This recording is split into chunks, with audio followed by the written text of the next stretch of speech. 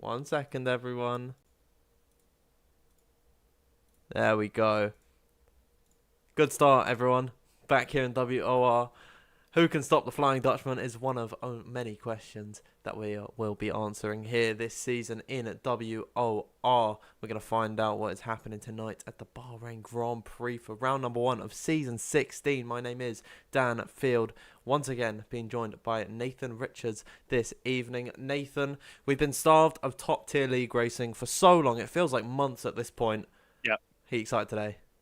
Yeah, I'm very excited. And yet again we've got another very strong grid. So yeah, it's been what, I think a month and a half, 2 months since we've been back here. So yeah, it does feel great to be back for T1 of course. And as I said before, a very strong grid. We got, the likes of the two Ferraris, we've got the Mercedes.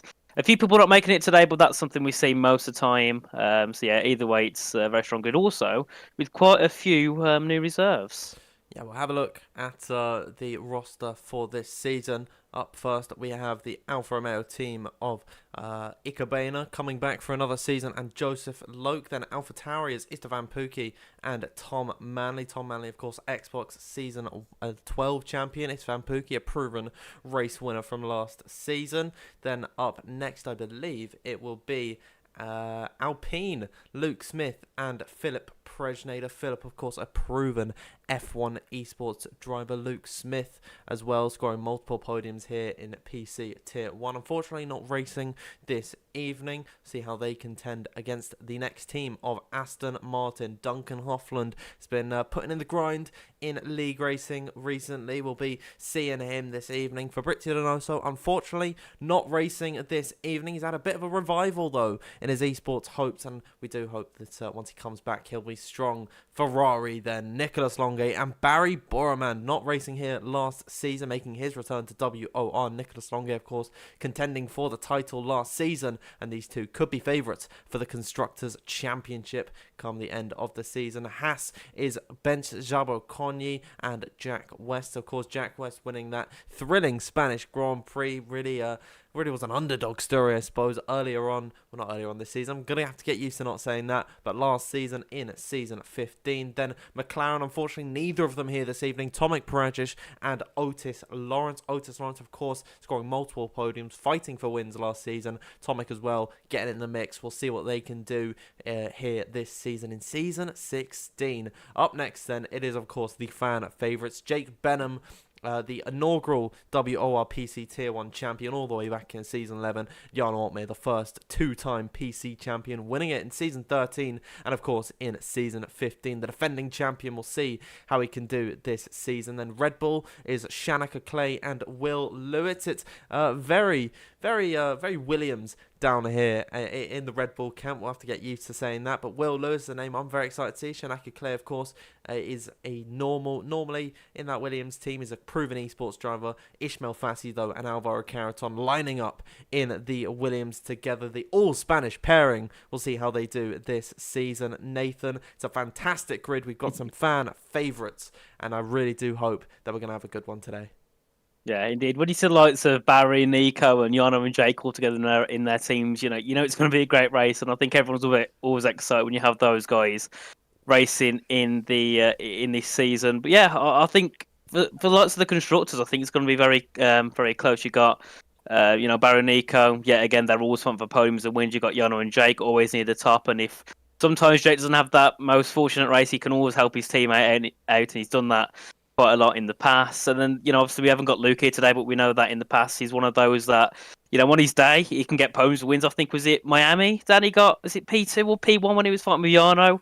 So, he's one of those that on his day he proves that he can be one of the best. So, yeah, I'm very excited to see how these driver lineups get on this season. Yeah, I believe in that Miami race, it was Luke in second, Jan Ortmeier, of course, winning that race and the title along with it. I mean, that was a fantastic Grand Prix.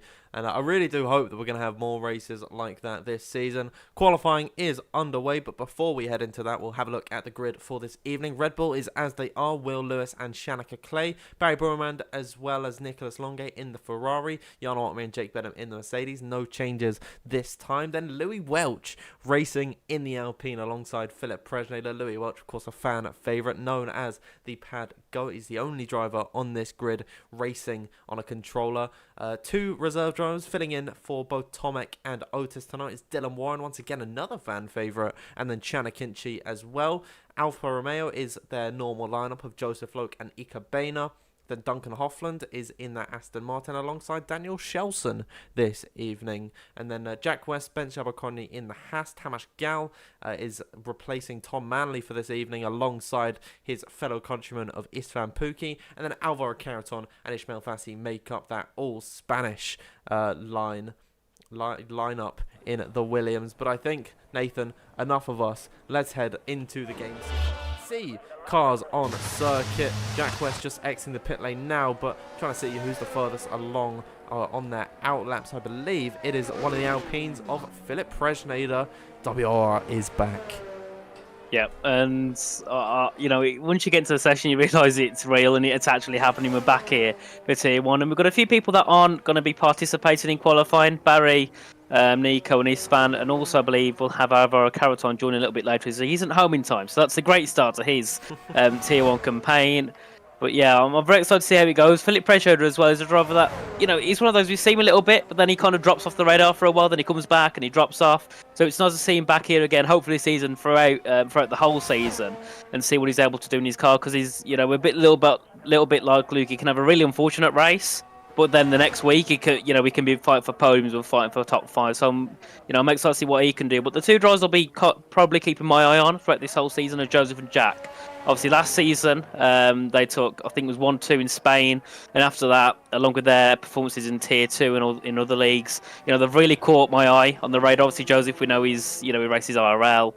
And Jack, you know, he's really been moving up the tiers recently. So those two are probably the ones that I'll be keeping my eye on throughout this whole season. Right, what about you, Dan? Anyone you got your eyes on particularly? I'll say Barry Burmand. We didn't see him last season.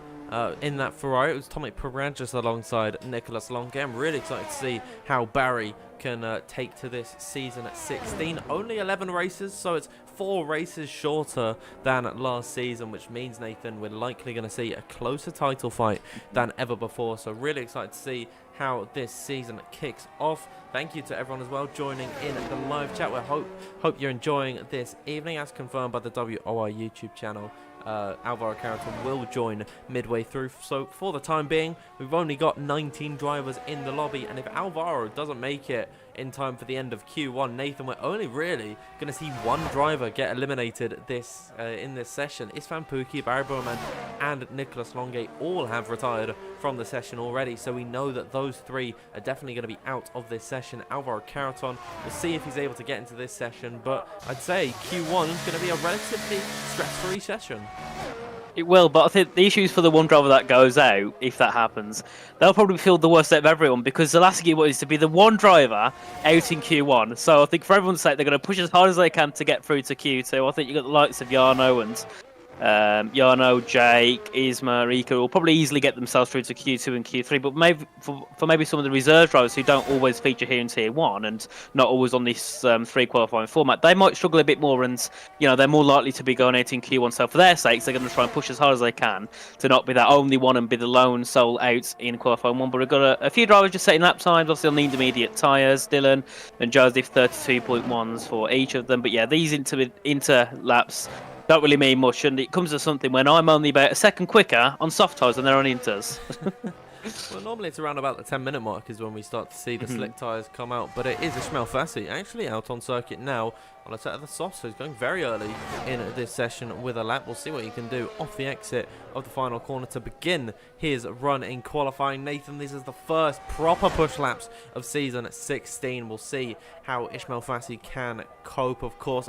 In season 15, I believe it was round number 7, got in a little bit hot water, but he is a driver that on his day can be incredibly quick. He's won races here, of course, in WOR in the past, I believe season 13 and season 14. He's got 2 wins under his belt. Unfortunately, wasn't able to keep that streak alive, but maybe this season is going to change for him as he heads up in towards turn number 4. We're going to see plenty of overtakes this evening. Very forgiving off the exit of that corner with the amount of runoff that you get to 29.726 for Ismail Fassi at the end of the first sector, heading in towards now the twisty second sector, where we're not going to see too many moves being made, but Nathan could potentially see some spectacular side-by-side action. Is now in towards 9 and 10.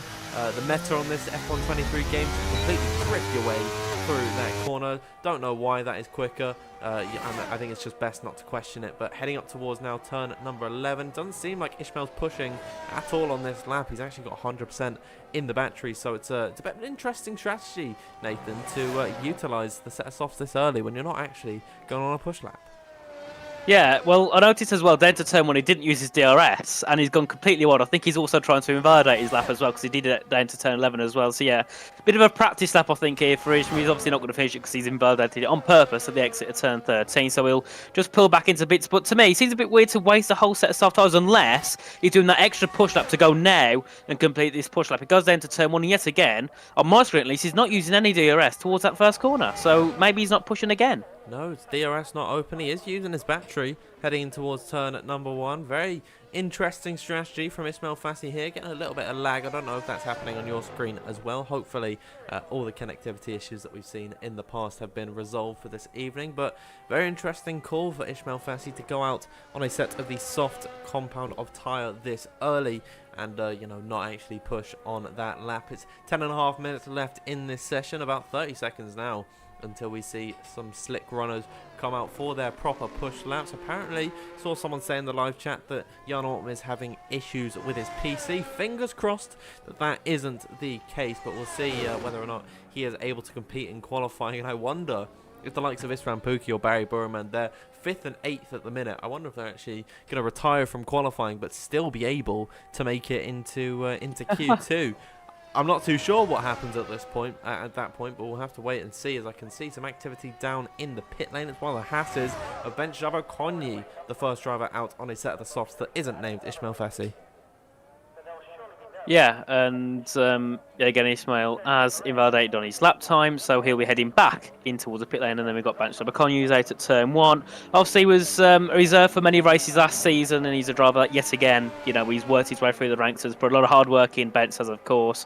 And now he's here in the Tier 1 full-time, so we'll see what he can do. And obviously maybe a bit of a change of scenery being full-time here in Tier 1, normally in Tier 2, or obviously not to PSGL, back in PSGL F2. So yeah, bit of different scenery. Sometimes you could say, I suppose you could also say he's in a team with better drivers, so also that could put him under a bit more pressure. So if he can deal with the pressure, I think he's definitely got the pace to do quite well this season. Is he going to be someone who I think will be winning all the time? Of course not, but I definitely think on his day he's capable of getting some very decent points, so we'll see what he can do, and hopefully he can get himself out of Q1 for his first appearance here this season, along with obviously everyone else having their first appearances this season.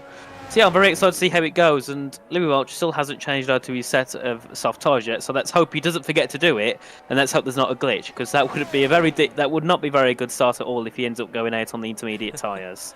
Well, I think he's still in the pit lane, so he's still got time to swap it over to the set of the softs. But looking at bench driver Konyi last season, he was in the points 4 times last season, but he's typically been a Q2 runner, sort of just a midfield, middle-of-the-road driver, and he's certainly on his day can be very quick. I remember that Las Vegas race, I think. He might have been up the order. I mean, that was just completely chaotic. I don't remember almost anything that happened aside from that penultimate lap crash with was it Ishmael and Thomas, I think it was. Everyone pretty much dominoed into each other, but bench has been overtaken, I believe, by Ismail Fassi, so I think actually Ishmael should be hopefully coming into the pits. Nope, Ismail Fassi going to stay out once again. This now is 3rd lap on this set of the tyres, so I'm not too sure what Ismail Fassi is doing, but Ben Jabakoni has got that DRS open. Nathan Richards, that is a good sign. It is, so we're actually going to get a proper run here in Q1. So on board with bench driver Konyi is heading through out of turn 3, now with a bit more DRS down in towards turn 4, and then we'll see what his first sector's like so far. So braking just before that 50 metre, throw the car into the inside, obviously on the exit, just run wide, use that curb as you're heading out down in towards turns 5, 6 and 7 at this long slalom snake section. 28.501 for Benz's first sector, and that is definitely a very representative first sector time. He heads down into the hairpin at turn 8, back on the power on the exit down towards his tricky turns 9 and 10 section. Obviously be careful not to lock up. You will want to try and brake straight, and braking straight in the corner is normally quite difficult, but these drivers at this level can do that very easily. So now he heads out with the DRS down towards turn 11 at the end of this second sector, and we'll see what he can do very shortly with that DRS. Break around that 15-metre wall, take it down to about 5th or 4th gear, get back on the power nice as you head round wide on the exit at turn 11. You come back to the inside at turn 12. Some drivers use the curb, some don't. And you can see their bench using a nice decent amount of curb on the entry, and at 106.283 for the first and second set to combine. So far looking a very good lap indeed for bench driver Connie. Now heads down in towards the last couple of corners at turns 14 and 15. So you have that last final corner, then you have a bit of a kink back to the right again, which is classed as the corner, which I really don't think it is. As you know, heads up towards the line for the first representable lap of the session. What will it be for Benjamin Conye? A 28.026, and I think, Dan, that was a very, very decent first lap. Laying down the mark then for Ben Chabacon. You will see how Tamas Gal is able to compete seemingly quite a bit quicker in the first and second sector. We'll see if he's held up in sector 3 off the exit then at the final corner, coming across the line a whole 7/10 quicker than Ben Chabacon. A great lap there from him as Duncan Hoffman nestles himself in at P2. His teammate Daniel Shelson just behind him at the minute, coming to the line. Will he be able to unqualify his teammate?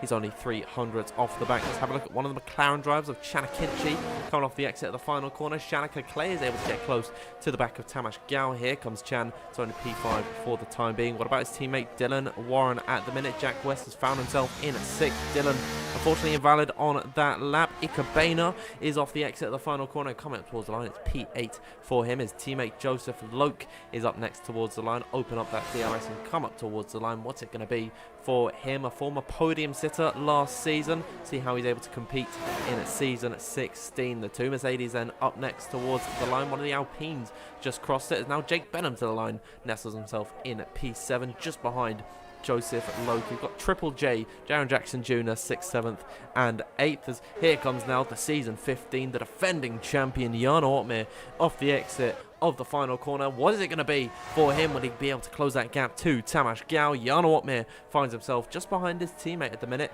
Not really all too impressive at the moment for him. So at the end of the first laps of this session, it is indeed Tamas Gal at the top of the order ahead of Shanika Clay. Duncan Hoffland in 3rd. It's been a great qualifying effort so far for the two Aston Martins. Yeah, and I've noticed Lou Welch actually has got it on the intermediate tyres. So, yeah, that's an interesting one for Louis, but let's hope he can actually get himself onto a set of softs to make it through to Q2. Otherwise, he's definitely not going to get through on those intermediate tyres. We've got Philip Pressure, he's invalidated. But yeah, I'm very surprised. That lap from Tamas Gal, what's that, 10th and a half quicker than second? That is a really good lap for him indeed. Then there's another 2/10 gap between Shanika and Duncan. So the top two setting absolutely great laps on their first runs here in Q1. And I think, you know, easily that'll get them through because only one person drops out and there's no way that everyone behind will improve over a 27.3. So I think easily Tamas and Shanaka, I think maybe even the top 6 or 7 or maybe even the top 10 can probably retire on their laps because I think they'll safely get themselves through towards Q2. Obviously you need lots of Philip and Louis to set laps. Dylan as well, unfortunately invalidating on his lap, and Ishma still out there on the track.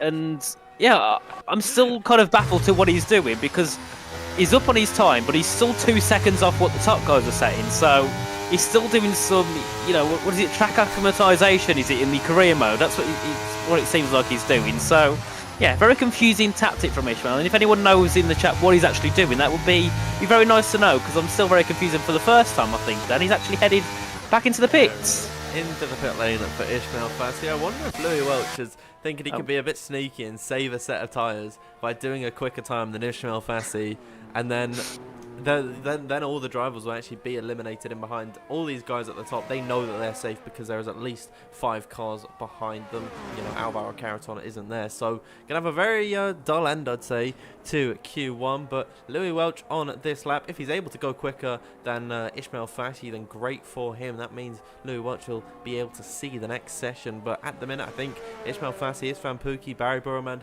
Nicholas Longate and Alvaro Caraton will be the 5 drivers eliminated. So in a normal circumstance, this would be an enthralling Q1 session, but In this context, Nathan, it's not been all too exciting. We've got 2.5 minutes left to go. We've got Will Lewis and Ben Abercrombie out on circuit, as well as Philip Presnay. Philip does actually need a lap on the board to get himself out of this session. He invalidated on his first attempt. Will Louis Welch be able to get himself out of this session as he comes up towards the line? Oh, not for the time being. In 15th position. If Philip Presnay goes quicker than him, then Louis Welch will be out of this session. Ismail Fassi, with 5 laps on that set of the softs, will be able to get into the next session. Yeah, definitely. And, well, Louis definitely going to have to go back into pits, I think, and get himself as a soft. But actually, no, we won't make it, will he? He's only 2 minutes left of the session, so Louis probably going to be out, depending what Philip does. And Ishmael's going to make it through. Dylan's going to make it through on the 32.1 at this rate. So, yeah, it's been a weird Q1 session to say the least, and definitely a weird start to this season here in Q1. So, yeah, it's not been that action-packed just yet, but I think Q2, yeah, it'll be a lot more interesting, because if you look third all the way down to P10, that's only 0.2 of a second, and a lot of people probably aren't pushing their ultimate pace. Might be hiding a little bit, ready for the next couple of sessions. So I think, yeah, Q2 is going to be quite interesting. I think we'll definitely see some surprise exit from Q2, because you look at the likes of the Mercedes, sitting 7th and 8th, that isn't, when it's in Q2, that isn't the most safest place to be. So they'll need to try and pick up a little bit of pace if they can to catch up onto the back of the top 2 or 3. But I think so far, Q1's not always something to look at too much in terms of who's where. But, the Aston Martins, Daniel and Duncan, they're performing great sitting 3rd and 4th.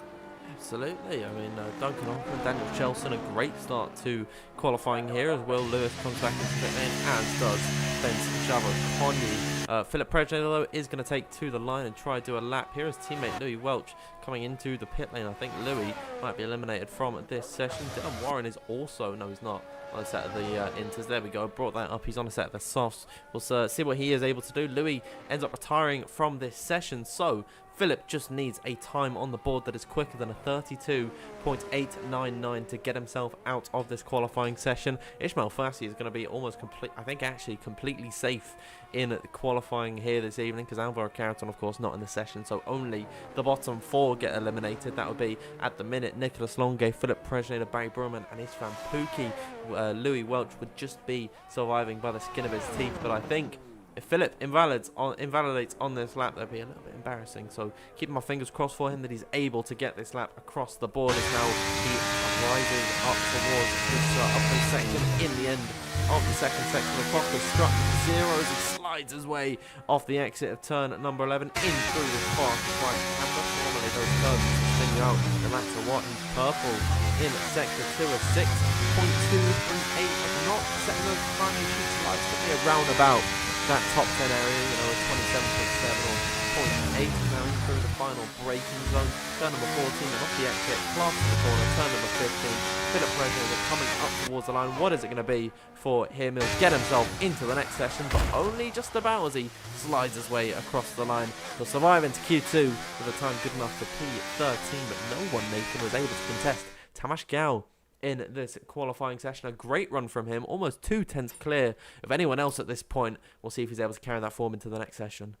Yeah, that was a really good lap from Tamas, and to be 3.5 tenths quicker than P3 is definitely something to take away from it. But Dylan Warren, I noticed, went back out on the set of softs at the end. I don't think he realised that everyone behind him was out, because he didn't need to waste that set of softs going out on the track, and he went back into the pits just after. So, yeah, it could be a waste. A set of softs wasted there for Dylan Warren. But yeah, again, Q1, not much to take away from it, but people out of the session are Louis, Isfan, Barry, and Nico, obviously the bottom 3. Obviously, I don't think we're even intending to qualify, but Louis, I'm not sure if he's intending to qualify or if he just made a bit of a misjudgment with that lap there. That's a pretty big misjudgment if he's going out on a set of the intermediate tyres. Maybe he made a mistake or something, but he definitely had time to come back into the pits and strap on a set of the softs. So I don't know what Louis Welch was planning there, but yeah, he should be in this session. Or was he eliminated? I don't actually eliminated. remember. P16. P16. Oh, God, I wasn't even reading at that point. Yeah, wow. Of course, Philip. It's graceful. Out-qualified him.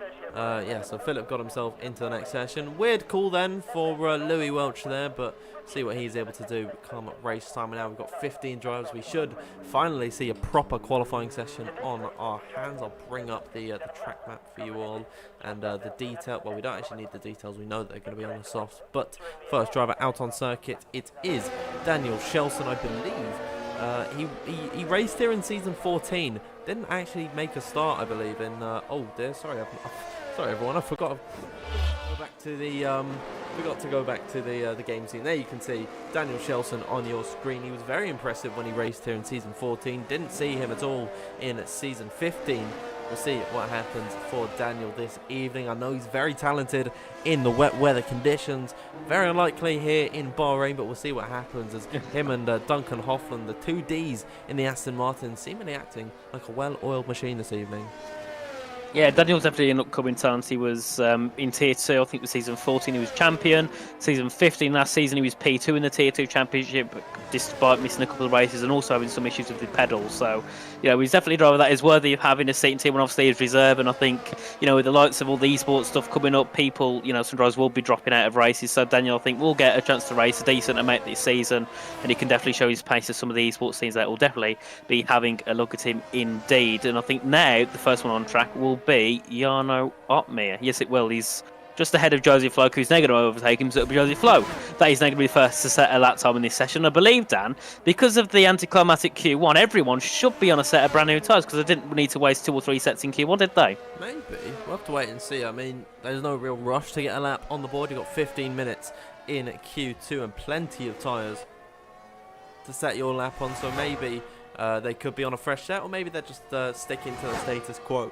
Sorry everyone. Regardless, we'll get this session underway. We'll watch the season 15 champion Jarno Opmeer take to the Bahrain International Circuit. Incredible track for the Flying Dutchman. And one of the questions being asked, can anyone stop him this season? There's plenty of candidates here in WOR, but I just think the form that he's carrying and the momentum that he's got into this season, it's going to be very difficult to be able to touch Jarno Opmeer at this point. But a 28.463 for Jarno Opmeer is not a bad first sector. It's not appeared purple, so I actually think that Joseph Loke is ever so slightly quicker in that first sector. We'll jump over to the Alfa Romeo driver of Joseph Loke, heading in towards turn number 11. He's a driver last season, Nathan, that I was really hyping up and saying that I believe he fully deserves a shot at a full-time Tier 1 roster slot, and he's got that heading into this one. A late pull-out from Thomas Ronhar has allowed for Joseph Loke to take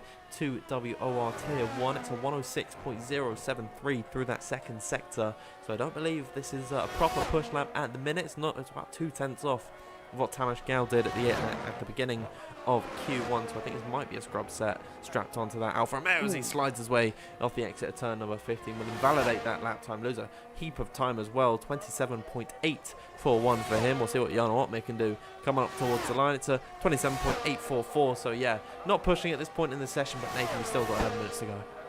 Yeah, definitely is. Now we can see Jake Benham just heading to the line, 27.9. Daniel Kjelsen will head back into the pits. Philip Pressure is invalidated, so that's not ideal for him. Dylan Warren, he'll head up to the line, goes third fastest. What about Will Lewis? He's also invalidated. Joseph Loki is just going to head back through turn 4. He also invalidated on his last lap. So only 4 times being set to start there from Duncan, Jarno, Dylan and Jake, and so you can just tell they're not pushing hard. They're about, 5-6 off of what Tamas Gal did in that first Q1 session. Obviously in Q2, the grip's better, so you should be realistically on a push lap, heading for around a 27.201. So obviously we'll see those lap times definitely come down as the session unfolds. But yeah, no one's really pushing too hard at the moment. We've got about 10 minutes left, so we'll shortly probably see a few more drivers head back out on the track, many of them heading out for their first laps in Q2. And you can see now, those 5 just heading back into the pits. They'll strap on a new set of softs and probably go out pretty much straight away. Or some of them, if they're confident to get out of Q2, they might go out right at the end. Saves wasting that extra set of softs, because obviously going into Q3, you want to have as many new softs as you can. And if that means taking a bit of a risk in Q2 to have that extra set of softs in Q3, I think it's a risk many drivers will definitely try and take. And whilst we've got a little bit of time in between these laps, I'm going to play a bit of a game that we used to do here a good few seasons ago. I kind of forgot about it, truth be told, but we are called World Online Racing for a reason, so I want to interact with everyone in the live chat. Let me know, me and Nathan know, where you are all watching from this evening. Where in the world is WOR reaching you? I remember some fantastic responses all over the place in the previous season. So let us know in the live chat, everyone, where you are watching from, and we will read out some of your answers. Alvin Vex watching from the USA. Shep is saying the Netherlands, hashtag Team Cookmere. Ben is watching from Colorado. We've got South African in Greg Ritter watching. Alexandra Philip is watching from Romania. We've got someone from Antarctica, apparently, of Gallard. We've got Kazakhstan from Obliterator, Finland, Thailand, Hong Kong, Argentina, Scotland, good old Leicester, the Moon, Scott Armstrong is watching from, Maya Grayling watching from Brighton. That's where I am at the minute. We've got lots of places. North Korea's in there as well. Nathan, World Online Racing, we called it for a reason, and it's great to see how many countries are being represented. Yeah, we're also reaching other worlds. We've got people from Narnia in the chat. So yeah, it's not just this world; it's many other worlds as well. But yeah, it's nice to see everyone from all different parts of the world joining in. And yeah, there's a lot of places that people are from here, which is always great to see. We've got some from Santa's Basement, which is definitely an interesting one indeed. Romania, Maryland, Brazil, Jamaica, North Sentinel Islands, Switzerland. So yeah, a lot of different places. Some of them are not sure if they're exactly that true, but yeah, we'll let people believe it until they as much as they want. But I believe the first one on the lap is yet again Bench-Sebakonyi. Yeah, Bench-Sebakonyi heading in towards turn number 1 from Hungary. I didn't see any Hungaries in the live chat. Never mind, I've just seen one now. So I'd imagine there's a lot of support going towards such a large Hungarian community in the F1 Esports scene. We've got plenty of Hungarian drivers on the grid this evening as well. Bench-Sebakonyi, Tamás Gal.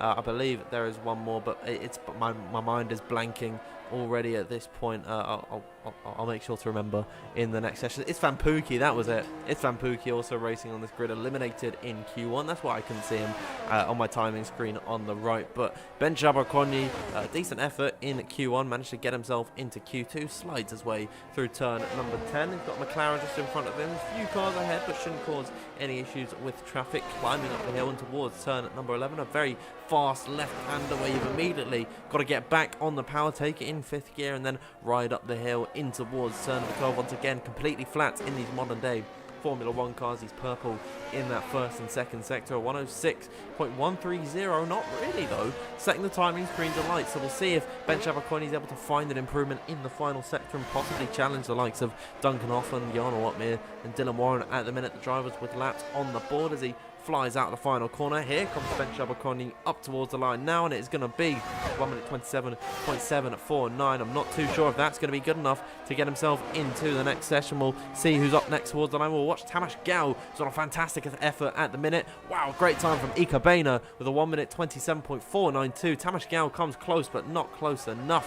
One of the Red Bulls up next of Shanaka Clay, P2 in Q1. We'll see how he's able to cope in Q2. As up towards the line now, it's going to be so close to Ikkebana by just 3,000 of a second off the top spot at the minute, but a great effort from Shanaka Clay. Daniel Shelton is up next towards the line. It's not a great second sector for him. He'll nestle himself into P4 just behind Will Lewis, who's making it a strong showing for both Red Bull drivers. Dylan Warren, no, it's Chanakinchi up next towards the line. Unfortunately, invalid on his attempt. One of the lone Alpine actually in this session of Philip Prejnader coming up towards the line now. Is he going to be able to get a good time on the board? The exact same lap as Tamás Gal. How about that? We know it's tight here in Tier 1, but Nathan, you can't get tighter than that.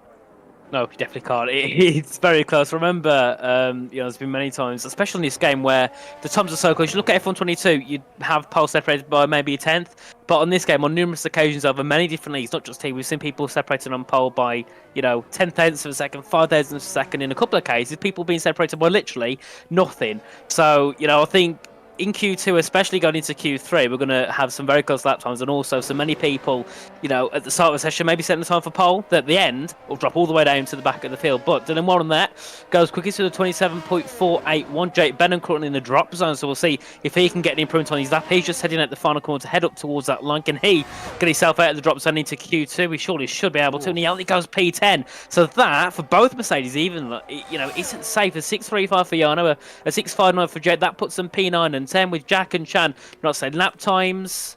Yeah, that's Yeah, it's definitely not a safe position. They'll definitely have to go out again and try and get themselves an improvement bench. Abercrombie's heading back into the pits. Daniel Kjelsen hasn't improved. He's currently on a .740. So only a tenth separates 10th and 11th. Yeah, the Mercedes probably a little bit concerned at the moment. Yeah, I mean, at the moment they're just about surviving into the next session, but it's not a great lap time from either Jarno Uppbeat and Jake Benham. We know that there's lots of sandbags on at the minute. I mean, all the Ferrari drivers, Barry Burman, Nicholas Longate and Istvan Pukki, they all retired straight away in Q1, and Louis Welch sandbagged his lap. Ismail Fassi is already retired, so we know that he is one of 5 drivers to be eliminated from this session. Alvaro Carrington didn't even get in; he didn't even get home in time for the start of this qualifying session. So I wonder if Jarno and Jake maybe holding off their talents ever so slightly. We know that that is also a Mercedes characteristic, giving hope back in the day. Well, I say back in the day, it was only a few years ago, but they give hope to all the other teams that they can maybe fight them heading into the Formula 1 season. Go to Australia, 1-2 for Mercedes. But yeah, Jarno Uppbeat, Jake Benham at the minute, 9th and 10th, in a slightly worrying position for them. Currently, both of them on a 1 minute 27.6 at the 6:35 for Jarno, then 6:59 for Jake Benham. Not too far off the back of the likes of Joseph Loke, Will Lewis, Duncan Hoffman, so they can certainly climb their way up the order with just a fraction of a second of improvement. But at the minute, it's still Dylan Warren at the top of the order with 3 minutes to go. I think Dylan's going to be safe, Ika's safe, Shanak is safe, but I'd say everyone else downwards going to be in a spot to bother at the end of this session. Yeah, definitely. I also looked in the Discord chat, and I think Louis expected Ishmael not to set a lap because he wasn't going to participate in qualifying. So I think Ishmael set that lap to knock Louis out because, yeah, I don't think Louis expected Ishmael to set a lap. So, yeah, big shame for Louis Welch, who I believe probably would have took it a bit more seriously in Q2 if he got through. So it's all down to him, to prove to us what he's got in the race. Starting P16 around here is going to be a bit of a struggle, but we know Louis Welch, we know he can fight through the grid. He's done so many occasions before, one of the very experienced drivers here in WOR, especially in the Tier 1 side. So I think, hopefully it doesn't phase him too much to be at the back of the grid. He can just try and charge his way through, get a decent strategy, and get some points he deserves. And hopefully, in his sake, to beat Ismail Fassi, the one who cruelly knocked him out in Q1. But yeah, we've got everyone heading out onto track now to set their laps. And actually, everyone is going out. I think Dylan Warren's also going out. Yeah, so no one, Dan, thinks they're safe. So definitely we could see some surprise knockouts if the .4s aren't safe. We've got people on .6s, .7s. That's 2 tenths off. They're going to find a chunk of lap time to get themselves through to Q3. And the ones who are already on those .4s, .5s, surely as well have a lot of improvements. So lots of Jarno and Jake are probably going to need to find 3 or 4 tenths in their laps to get themselves through. Scary at this point. I mean, there's multiple, there's all 14 drivers still running out on circuit. We'll see how this session comes to a head. Tamas Gal is definitely a name that we have to look out for. I mean, he's made waves, I believe, in Tier 2, Nathan, in recent weeks. I don't really remember all too much that's been going on with him, but he's certainly making a name for himself as a part of Race Clutch, which is, I believe, Alpine's sort of esports organization funding them. We'll see how he's able to cope tonight. Will Lewis just in behind him, a part of the Williams development scene. It's time for him to unleash the beast here this evening. I think we're going to see a 1 minute 27.2 out from this man at some point. He's weaving his way, maybe shaking his head to say no at my silly little request. But Nathan, we'll watch Jack West on his lap. His teammate Ben Abercrombie's just ahead of him, but we've seen enough of Bench this evening. So Jack West, see what he can do. Finishing 14th last season, of course, most notably taking victory in that Spanish Grand Prix in the interchangeable conditions. We'll see what he's able to do here this evening. And I'll tell you one thing, with the amount of drivers that are sandbagging this evening, it's definitely a great opportunity for the likes of Jack West to get their name out there. Yeah, definitely. I know interchangeable conditions probably won't be a thing, so he doesn't, he can't use that to his advantage. But we know Jack is a very, very quick driver, and he's, I think he's only 16, so he's relatively one of the younger drivers in this grid. So, he's definitely got a lot of talent to unleash, and hopefully over this season, obviously being a full-time driver this time, making sure he gets to see every single race. I think he's one of those who could possibly fight for that top 5, top 10 in the championship, and there'll be people that will drop out, of course. due to the commitment. So Jack West just heading down now in towards turn 11 on his final run in Q2. The clock has struck 0, so you can't set another lap now. So this lap you're on is your final lap in this session. So just coming through, heading towards turn 12 at the moment. We'll see if you can improve. It's a 105.971. That is a very quick first sector. I think that is actually quicker than what Dylan Warren did. So at the moment, Jack West looking to set the fastest time here in Q2. He'll head down now in towards turns 14 and 15, the final couple of corners. Braking just before that 50-meter board, running wide at turn 15, trying not to go invalidate. Benjamin Okonye is there to qualify. And what can Jack West do? He goes ninth. That isn't going to be that safe. There's still a few more drivers to come through, and you know what, mate? He's down in that first sector.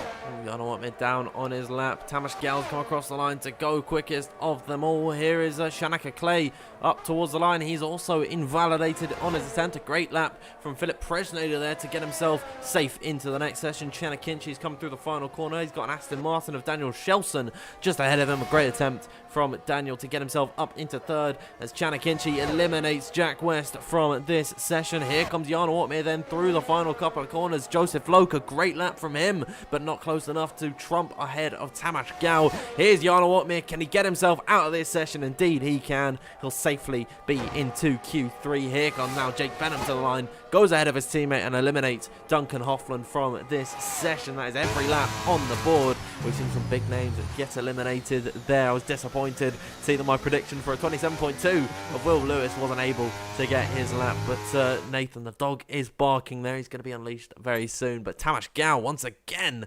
quickest in Q1. Well, he's quickest in Q1 and then quickest again in Q2. Joseph Loke this time is in second, and Philip Presnader third, Daniel Shelson fourth, fifth for Jake Benham, sixth is Dylan Warren. You know what, man, manages to sneak through in seventh. Ika Boehner in eighth, and invalidation for Shanaka Clay didn't mean anything in the end. He'll manage to sneak through in at ninth, and then just making his way into the next session is a name that I've not seen in a while in the top 10 of the top end of esports. It's Chanakinchi into Q3, then Duncan Hoffland just missing that cut.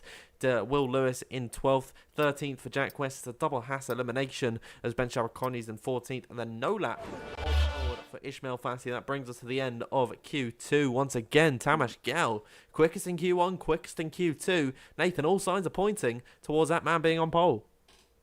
Yeah, well, I think, he's definitely got the pace to do so. I think the only issue that Tamas has is under pressure. I think we know from challenges last season, he's also told me personally, he does deal a little bit being under pressure. With this grid, there's definitely going to be a lot of pressure on. You've got lots of Yarno, Jay, there's Shanaka, a lot of very quick drivers who are taking parts in WR. So, yeah, the pressure's going to be on for him, but I'm sure if he's got his engineers, they'll be there to calm him down, keep him focused, and hopefully try and run for that pole position. But for me, Dan, the biggest surprise is probably Duncan Hoffland. Obviously, we've seen him in PSG many times. He's been on some great form, but now it just seemed like something didn't click. He was quite a little bit, about 3 tenths off of pole, which normally you'd say 3 tenths is, it's nothing, but in esports, 3 tenths is quite a big gap. So a big chance to see him out along with Will Lewis as well.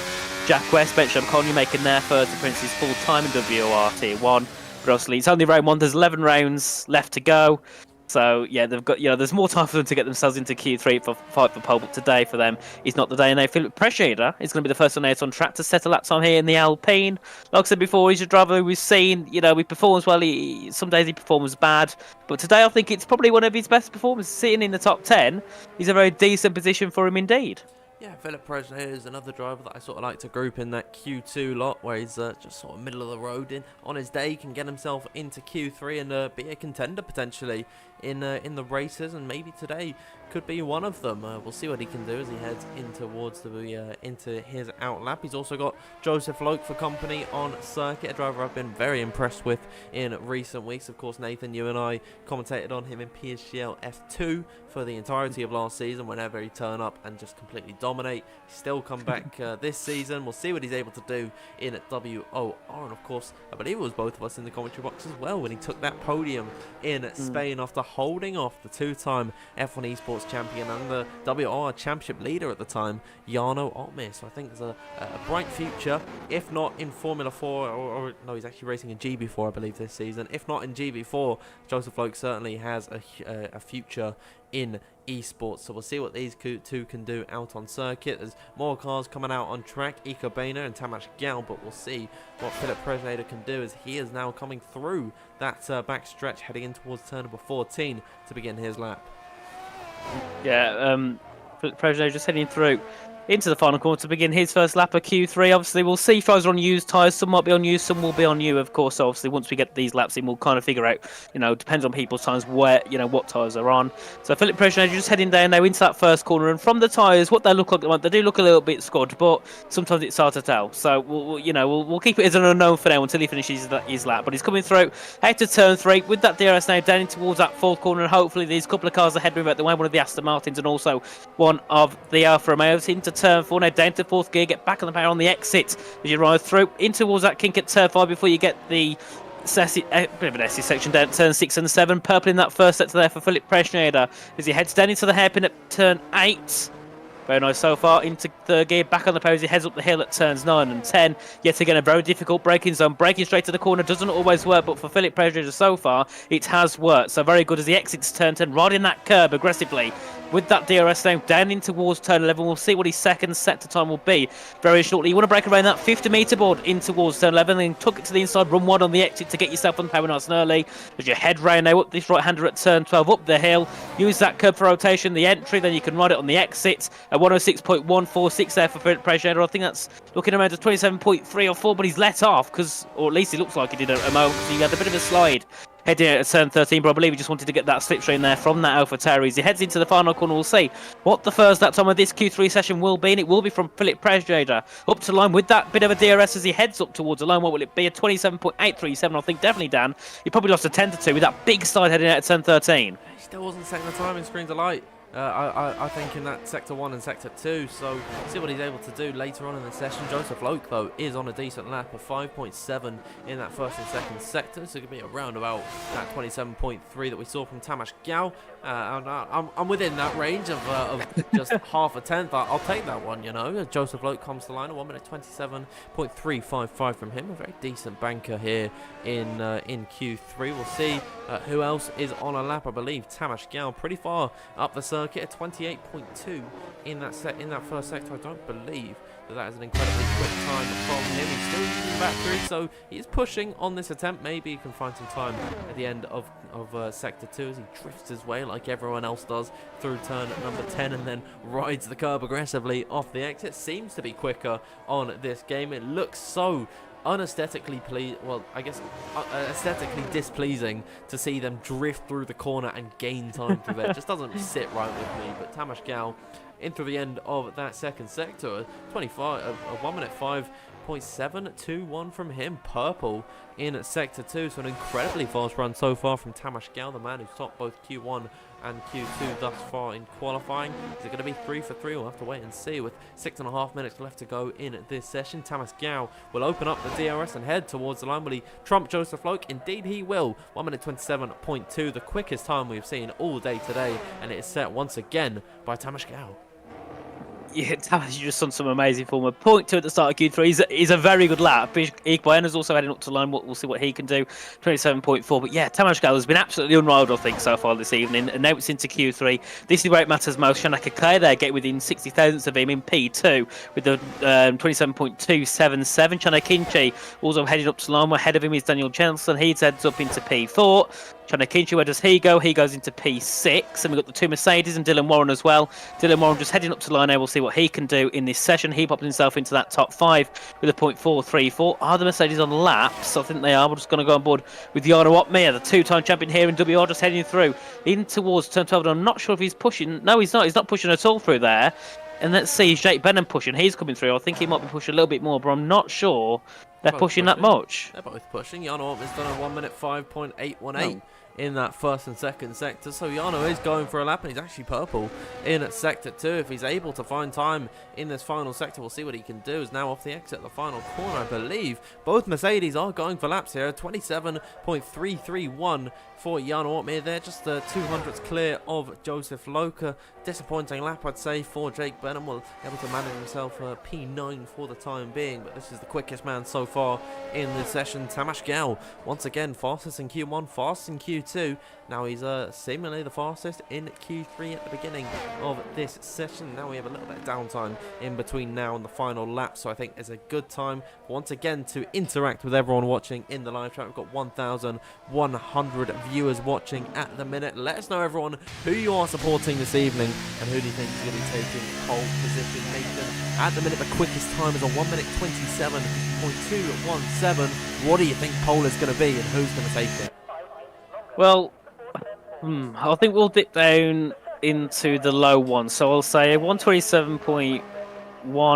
No, I'm going to say Tamas Gal. I think he's done good enough. So I'm going to give him some support, and hopefully he can take that pole position. So yeah, a 127.111. What about you, Dan? What do you think we'll get in this Q3 session? Well, I can't go with Tamas Gal anymore because you've taken him. So I'll go with Shanaka Clay to take pole position. I'm going to say the mid-point one, so I think we're reaching a point of perfection here in these modern-day Formula 1 cars. So I'm going to say 1 minute 27.161. I'll go very exact with Shanaka Clay taking that time. And if I'm right, I'll give everyone their lottery numbers, and if you win, you can split the winnings with me. But let's read out some of the interactions we've had in the live chat. We've got Alexandra Phillips saying Goatmere. I believe that's who he's supporting this evening. Davi Andre Aguirre is saying Jan Otmere as well. Who else is there? Jimmy Marco is saying Gal for pole, but Otmere for the win. Greg Ritter says Jan Otmere, but Tash looks like a promising favourite. We've got an exact lap time from Velen, don't know that one, but fastest lap will be 27.092, so a little bit quicker than what you and I have predicted, Nathan, by Shanaka. Not going with the Tamas Gal option with 3 minutes left to go in this session. We're about to see some drivers out on circuit. AFC Raver says, Razor has said Benham for pole. Let's go Benham, as there's lots of love for Jan Otmere in the live chat. Lucas Dirksen is saying, I think George Morgan will get pole. So Nathan, normally it's you and I who are getting predicted to getting pole, but now George is getting it, and we're cast aside.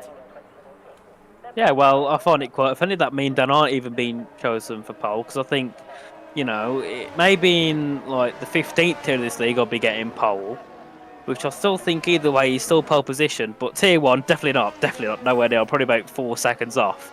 And these drivers are definitely a lot more established than we are, Dan. But maybe one day we should have a WOR commentators race. I think it's something we definitely all need. It'd be fun. And we can determine who's the quickest commentator. It's definitely not going to be me. I think it'd be Ryan. He's a champion. Challengers, yeah. Driver. So I think Ryan's probably the best bet to win the commentators race. But maybe someone can give him a run for their money. But there is now a poll actually up in the live chat on who you think will be snatching pole position by the end of this session. Your options are Tamas Gal, Shanaka Clay, Jan Otmere, or someone else.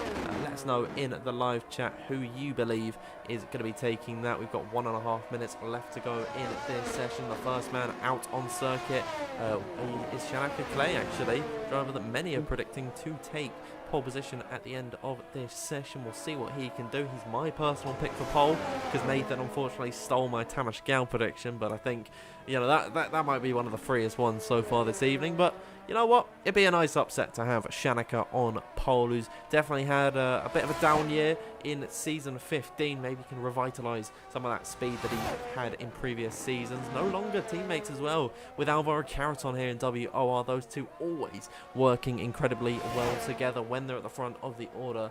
Here comes Shanaka Clay then, beginning his final run in qualifying. We're reaching speeds of up to 320 kilometers per hour at the braking zone. Take it in third, then back on the power as soon as you can, in through this flat second and third corner. Open up the DRS once again and run up towards turn number 4, where we can see plenty of overtakes this evening. Heavy braking through here into this 4th gear corner, then off the exit once again as early as possible. Ride the curve as much as you can and use all the track that you possibly can.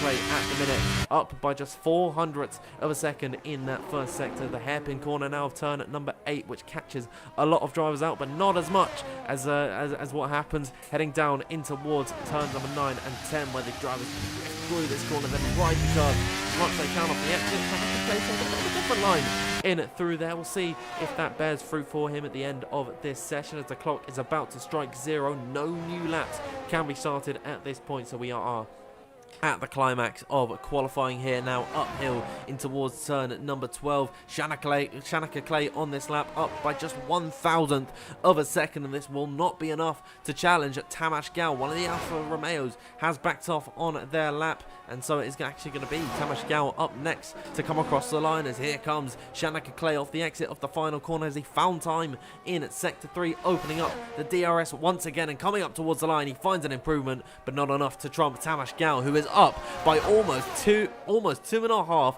tenths of a second, and this is a potential 1 minute 26 for the Hungarian reserve this evening. Now off the exit of the final corner for the final time in qualifying, laying down his stamp on this tier 1 grid. Oh, so close to the 1 minute 26 is Tamas Gal, and a fantastic effort from him there. We'll watch Jan Otme then fly through the final couple of corners. Plenty of cars up ahead of him. I'll see Ikabena is that up towards the line. We'll see what he can do in his Alfa Romeo. It's going to be P2 on the front row of the grid, displacing Shanika Clay. Here comes then Jan Otme off the exit of the final corner. Chanakinchi's found himself into P6. Joseph Loke remains in P5 for the time being. Jan Otme up towards the line, not able to find any improvement, unfortunately, on his lap, as I've slammed something onto my keyboard.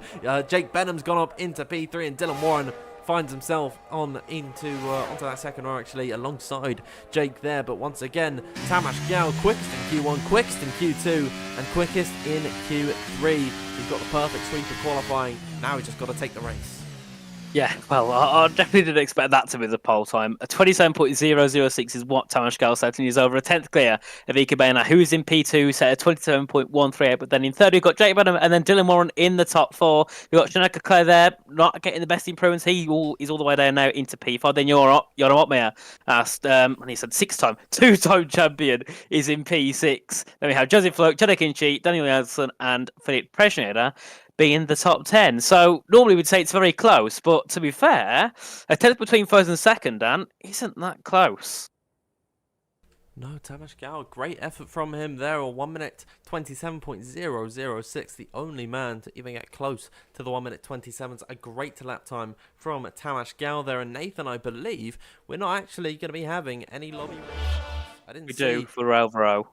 We do? Oh, for Alvaro Carrot. Okay, fine. We're going to have a lobby restart, which gives us a little bit of time to digest that qualifying session. But Nathan, let's have one more talk about Tamas Gal. Quickest in Q1, quickest in Q2, and quickest in Q3. Taking pole position here for the Bahrain Grand Prix. A fantastic effort from him thus far, but the job is only half done. There's no points for qualifying. He's now got to cope 29 laps, I believe it is, around this Bahrain.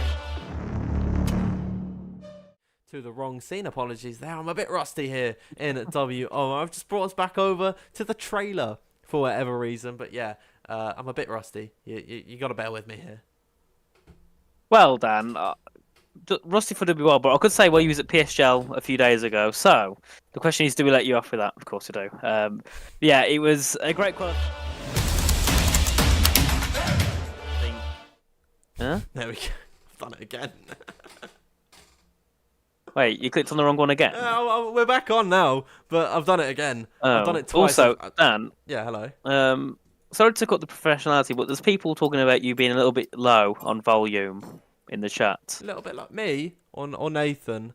I think it might be a problem with my my microphone. It always does this, just behind my back. Hear me, Dan. I can hear you fine, Nathan. No, in the chat, people are complaining about your volume. My volume's fine. Is it? No. Dan's way too low. I think it's all right. Surely it's appearing okay in OBS. If I just get closer or something, is that better? Am I on the right microphone? I hope I'm on the right microphone. That would be so embarrassing. What a start, Dan. I don't know. I think it's fine. Well, it sounds fine to me, but other people seem to think different. Luckily, this isn't in the middle of a race, and we've got a bit of a time to have a chat. But yeah, of course. It is what it is. We always have issues at the start. We've got a race start, but we've got the restart. So I'm sure everyone will end up crashing down at turn 1 because I like to do that when we got a restart. But yeah, hopefully it fixes itself. I've turned up my volume ever so slightly, and I'll just try pronounce my words a little bit clearer into my microphone. It's an old microphone, bless it, and it's like 30 quid or something. So I think maybe an upgrade is in order. But it's served me well all the way since F1 2020. I want to say that this microphone has been has been doing it. Is people are saying it's much better now. Fingers crossed. It does help if you talk into the mic. Thank you. I do know that. I do know I can talk into the microphone, but God, it wouldn't be a WOR stream without Danfield issues, will it? Well, it's either an issue with the stream or an issue with the game, and I'm sure we'd rather have an issue with the stream than the game That's because at true. least we can watch the race. Yeah, I can just shut up. You just stream the race to all of you if you We could really do, did yeah. want. Just Mute both of mute our us both. mics. Put some little TikTok clips on the side, just so you can keep your attention span or whatever. A little Subway Surfers gameplay on the left of the screen. But yeah, we're really having to stall for time now, Nathan, because we're getting the lobby restart in. Alvaro Yeah. Carreton will be taking to the grid as well. So we've got all 20 drivers here this evening, and how many of them? I mean, how many incredible racers are starting further back down the order than than we normally see? We've got Alvaro Carreton, Barry Boroman, Nicholas Longay, Istvan Pukki, and Louis Welch were all eliminated in that Q1 session. Ismail Fassi also he didn't really care, I think, at all in qualifying here this evening. So definitely we're going to see plenty of guys try and climb their way up the order, but there's no slouches in front of them. Everyone on this Tier 1 grid this evening, Nathan, is incredibly quick. Definitely, and well, Tamas Galu set pole is a reserve, so he's got to hope that if he does manage to turn this into a victory or a podium, then he has a chance to race next week. Otherwise, that will be quite definitely would be a shame for him. But then maybe maybe if everything goes wrong at turn one on that one, then he'll probably think different and not win a race next week. But hopefully for Tamas it can go well. As I said before, he's a driver that has struggled under pressure quite a lot. So hopefully today's his day, and we can kind of break that barrier, and then maybe a victory or a podium here would help him a little bit. And it could give him, some sort of confidence boost and try and lower that pressure. But I think, you got the likes of Jan start then in sixth. You got obviously the Ferraris at the back with his son Pukki, Ishmael Fassi, Alvaro Carreton. So I think he's definitely going to have a lot of changes, probably near the end of the race, once everyone's started to catch up. So yeah, I think we're going to have some great battles. And I think, with the amount of people starting all the way, around the grid, I think it's one of the times where you can't really predict who's going to win. No, absolutely. I mean, I don't know. I really don't. And we know that Jarno Opmeer and Jake Benham, they're not always quick in qualifying. And, Tamas Gal, he could just love this circuit or something. But over the course of a race, that's when sort of the you need the experience. Maybe Shanaka Clay can come back into it. There's just a lot of questions that need to be answered. I've seen a question by Rizardi Badudu asking how many races are this season. We've got 11 rounds this year here in WOR, but it ends all the way in March, so it's a bit of a long season here. We're going to have plenty of breaks throughout the entirety of it, but yeah, it should be a good season, I think. I mean, season 14 was it went right down to the final race between 3 drivers, and it was a little bit shorter than what we had. I think it was actually 11 races exactly as well. So I definitely think that this season, Nathan's going to be incredible. It is. I can't wait. I think, look at last season. There's also some, great talents. There was some that race that season that aren't racing this season, but then there's also some drivers that are racing this season that didn't race last season. So either way, I think we've got a really good lineup, and also the reserves. Obviously, quite a few of them aren't here today. I think, there's about 6 or 7 that have, that were declined. Stash not here because there wasn't enough seats. So I think still on that front, there's so many talented drivers here, and I can't wait to see how this season kicks off. Obviously, as you said before, 11 races, a lot shorter than before, so these championship total should be a little bit closer at the end. Whether Honor Opmeer does what he does last season, we'll find out when we get there, but hopefully we can have some, title fights at the end of this season, which I think could be a great thing to see. I think one driver I'm kind of rooting for in the back of my mind is definitely Nicholas Longay, a driver that, we know he's probably one of the quickest, but he doesn't always get that, fame and look that he deserves, does he? Like other drivers do. It's been a while since his championship win, all the way back on, I think, F1 2021. Season 12, of course, Nicholas Longo, which is my... was I there? I don't remember if I was there. I think I might have been here. Might have been my first year alongside Ginger Andy here in WOR, where Nicholas Longay took the title. Yeah, I believe that was my first season. But it's been a while since then, and he's definitely been there. He's been fighting for the championship, and he's just... it's been so close sometimes, where he's got into the fight, but he's just like... one race behind or something. Yeah. He misses a few Grand Prix, I think, every so often. And I remember season 14 he was in the title fight, but it was close between Jake Benham and Thomas Ronhard, but then Nicolas Longue technically still in the title fight at the end of the season. He was like 23 points back. So Nico, I think if he turns up to every race, Nathan, he definitely could be in the title fight. Yeah, definitely. I think last season as well, wasn't he in the fight for a little bit, but he also missed a couple of races. I think because it was originally him, Jarno, Lucas, and I think Otis was involved in the championship fight earlier on in the season, but he also had his bad stroke of unluckiness, so obviously he wasn't in it at the end. But yeah, I think Nico's definitely when he's either there or just about there, he's able to try and fight for the championship. So if he can get to the end of the season and complete every race, he should be able to fight for. I think the same with Barry Burmand as well. A driver we haven't really mentioned much as he didn't take part in qualifying. He's another driver who we know can fight for wins quite often. Absolutely. He's always capable he's always capable of being there for a podium. But starting from the back, is that going to pose an issue? Because we know around this circuit, if you're near the back of the grid, it's probably going to be down to your strategy, I think, which determines where you finish. Yeah, absolutely. And Bahrain is definitely an interesting circuit. I remember last season, Jarno Opmeer won that race due to just doing an incredible overcut on everyone. So a range of strategies can work around here. We'll see which one is best for this evening, as we have got the timer ticking down on our screen. So we are about to get into this race session. We will join you trackside after a quick word from our sponsors at Next Level Racing.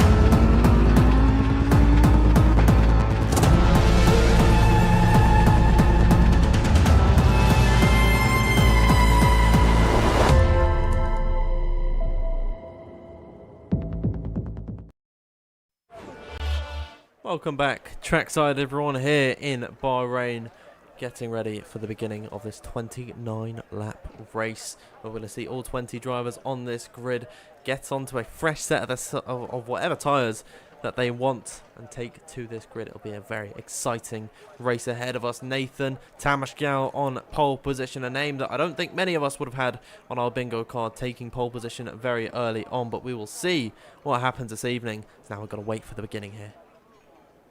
Yeah, it's the same, isn't it? We have to have this awkward moment where you kind of don't know what's going to happen, and we don't know when it's going to start. So yeah, we just kind of sit here and wait. Please, EA, if you're watching, get us a countdown. Finally, we had it last game, so why not this game? This game's better. You should, you should at least have a countdown.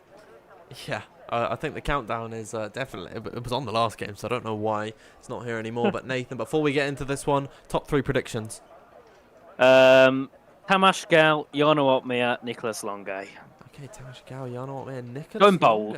all the way from the back of the grid. We'll see who starts in 20th, but we know that it is Tamas Gal on pole position here with the 5 red lights in Bahrain to kick off Season 16, and we are underway. Tamas Gal getting away well in towards turn number 1, covering off Ikkebana on the inside line, but Jake Benham looking towards the outside as they're 3 abreast in towards that first corner. Oh, so close to contact, but it's Jake Benham soaring around the outside on his fresh set of the soft compound tyres to take the lead, heading up the hill and towards turn number 2 and 3. Tamas Gal still fending off the attack from Ikkebana in behind. Jake Benham covering around that outside as now Tamas Gal will maintain P2 for the time being, but a brilliant start, a brilliant getaway from Jake Benham at the end of that first sector, and he leads the way. Yeah, and soft tyres as well for Jake Benham and Shanaka Clay. So Shanaka's going to go for a move into turn 8 up the inside of Ikkebana to put himself into that podium position for now. So P3 for Shanaka Clay. Further up, we've got Ismail Fassi up to P11. He's Van Perkie up to P13 already. Those soft tyres making wood for them at the moment. Dylan Warren is currently just sitting in the top 5. And then we can see further back, we've got Philip Pressdrager just making a bit of a move there on Duncan Hoffland out of turn 10, down in towards turn 11. So Ismail Fassi will be right on the scene of those two very, very shortly as we come through, though. So far, very good start for Jake Benham. His key thing will be to get his second ahead of Tamas Gal as quick as he can, so we could just try and pull away. We know, as I think it was an invitational event, it was Freddie Rasmussen in the Red Bull, and he got a really good launch on those soft tyres at the start of the race, and it kind of fixed that whole race for him. He ended up winning by about 6 seconds. So hopefully, Jake Bennett can try and replicate what the Red Bulls did last time, but you can already see Shanaka Clay right at the back of Tamash Gal before they reached the end of that first lap.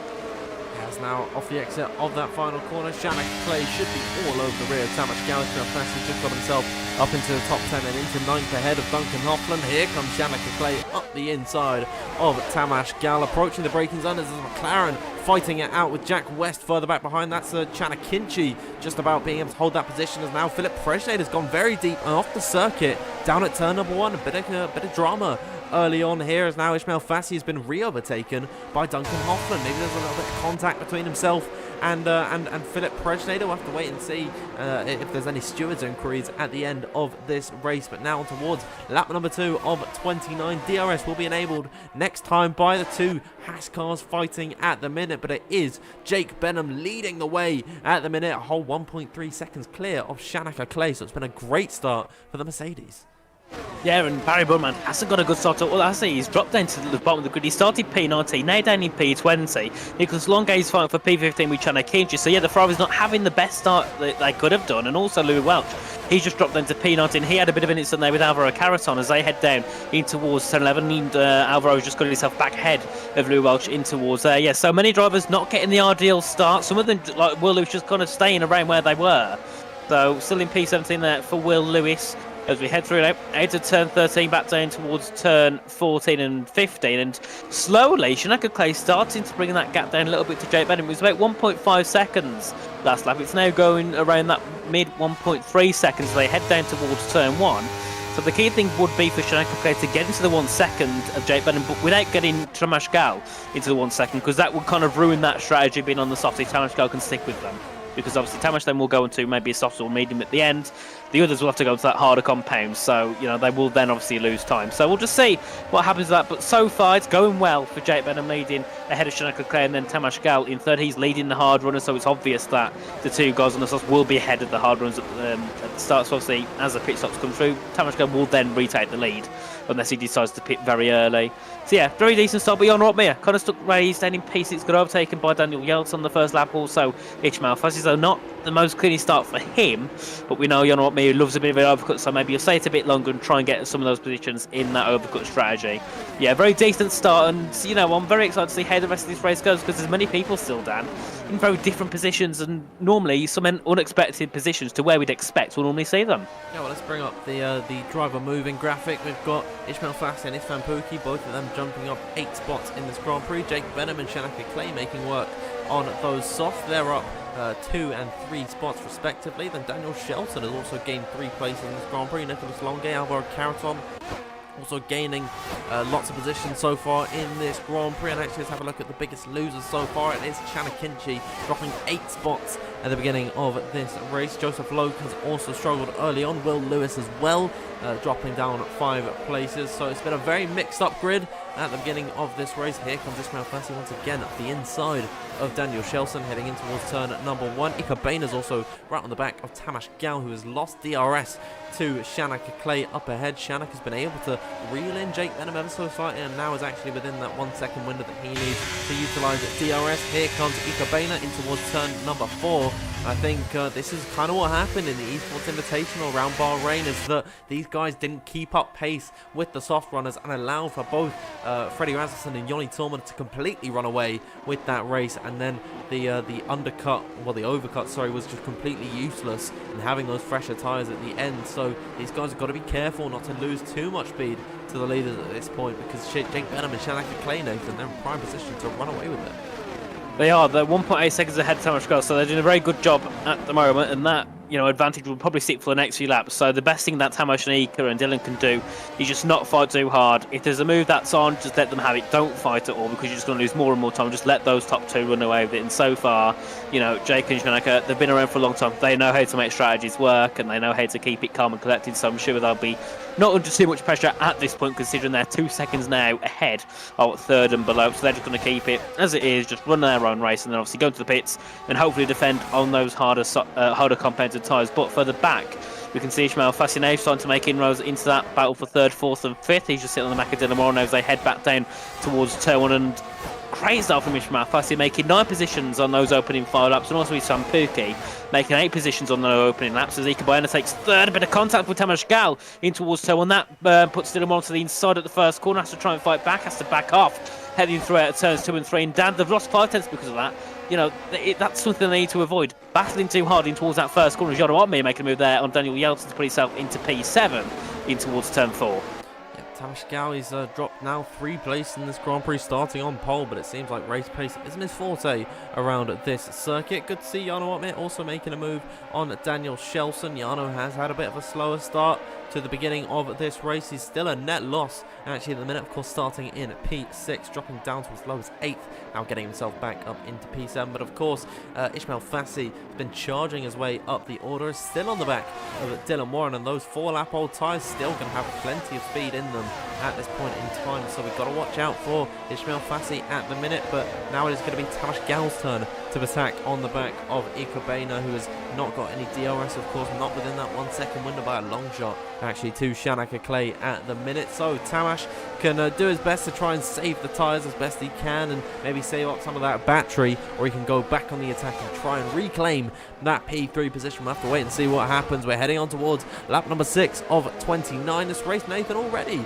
going pretty quick at this point in time, as here is now Tamas Gal heading in towards turn at number 1, flashing the battery ever so slightly, opening up that DRS. Dylan Warren also following in at tow. Here comes the Hungarian AlphaTauri driver up the inside, making that move in towards turn number 1. Ikabayana coming under pressure once again from Dylan Warren, but around the outside will utilise that momentum and stay ahead of McLaren.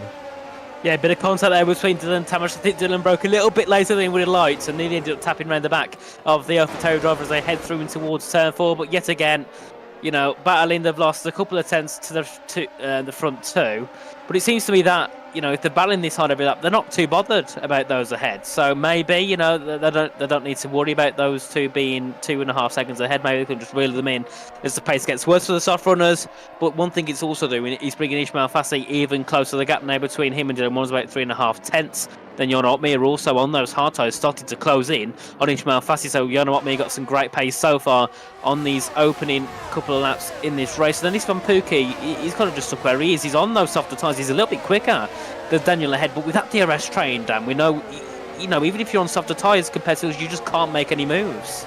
It's so difficult to make moves in the DRS train due to the fact that everyone is using the DRS, so the luxury of it is essentially nullified. As now we got a yellow flag in that third sector. It's Chanakinchi around at turn number 12. I think he might have clipped a little bit too much of the curb, unfortunately. Really has just had a torrid start to this race. He was in that top 10 starting in P8, now losing 12 places in this Grand Prix. It's been a tough day at the office for Chanakinchi. Jano Otme, though, lavishly living it up in the upper echelons of the field as he heads in towards turn number 1. Ikabayana retaking P3, but here is Jano Otme up the inside of Ishmael Fassi. A big lock-up, I believe, from either Tamas Gal or Dylan Warren. Multiple moves being made in behind as now Ishmael Pookie and Ishmael Fassi, both of them actually losing places. So I think those softs already, this is a very high-deg circuit. They're dying off very quickly here, as now that should mean that Jake Benham and Shanaka Clay will be coming under fire from both Ikabayana and Tamas Gal and Dylan Warren very soon in the next coming laps. Already lap number 7, those tyres being completely dead. I also saw that someone said that Jake Benham has only got 22% of the battery, Shanaka has only got 44, Ikabayana has got 54 in that battery. So I think maybe Jake and Shanaka, it's worked out in the early stage of this race, Nathan, but now they're going to come under pressure from the drivers behind. Yeah, it's mental how quick that pace has dropped off. They're now just over a second ahead of Ikabayana, and that gap at the start of the stint was, what, 2 seconds? So, at the start of this lap, so it was 2 seconds. So, you know, these sometimes it's like they just hit that instant drop off. And then they're going to be under pressure from the hard runners because they've got Ikabayana's got DRS, and all those behind as well have got DRS. But Tamas Gal, he actually lost a little bit of time. He's just on the 8 tenths back from Ika, so he's going to maybe use a bit of battery, just try and sneak into that 1 second gap of those ahead. Yeah, these soft tyres definitely, Dan, are dropping off a lot quicker than I thought. Because look at this now, Ikabayana's already on the back of the top 2, just within a lap and a half. So Tamas Gal's lost some time because he's now a second back, so he's going to struggle for DRS down towards turn 4.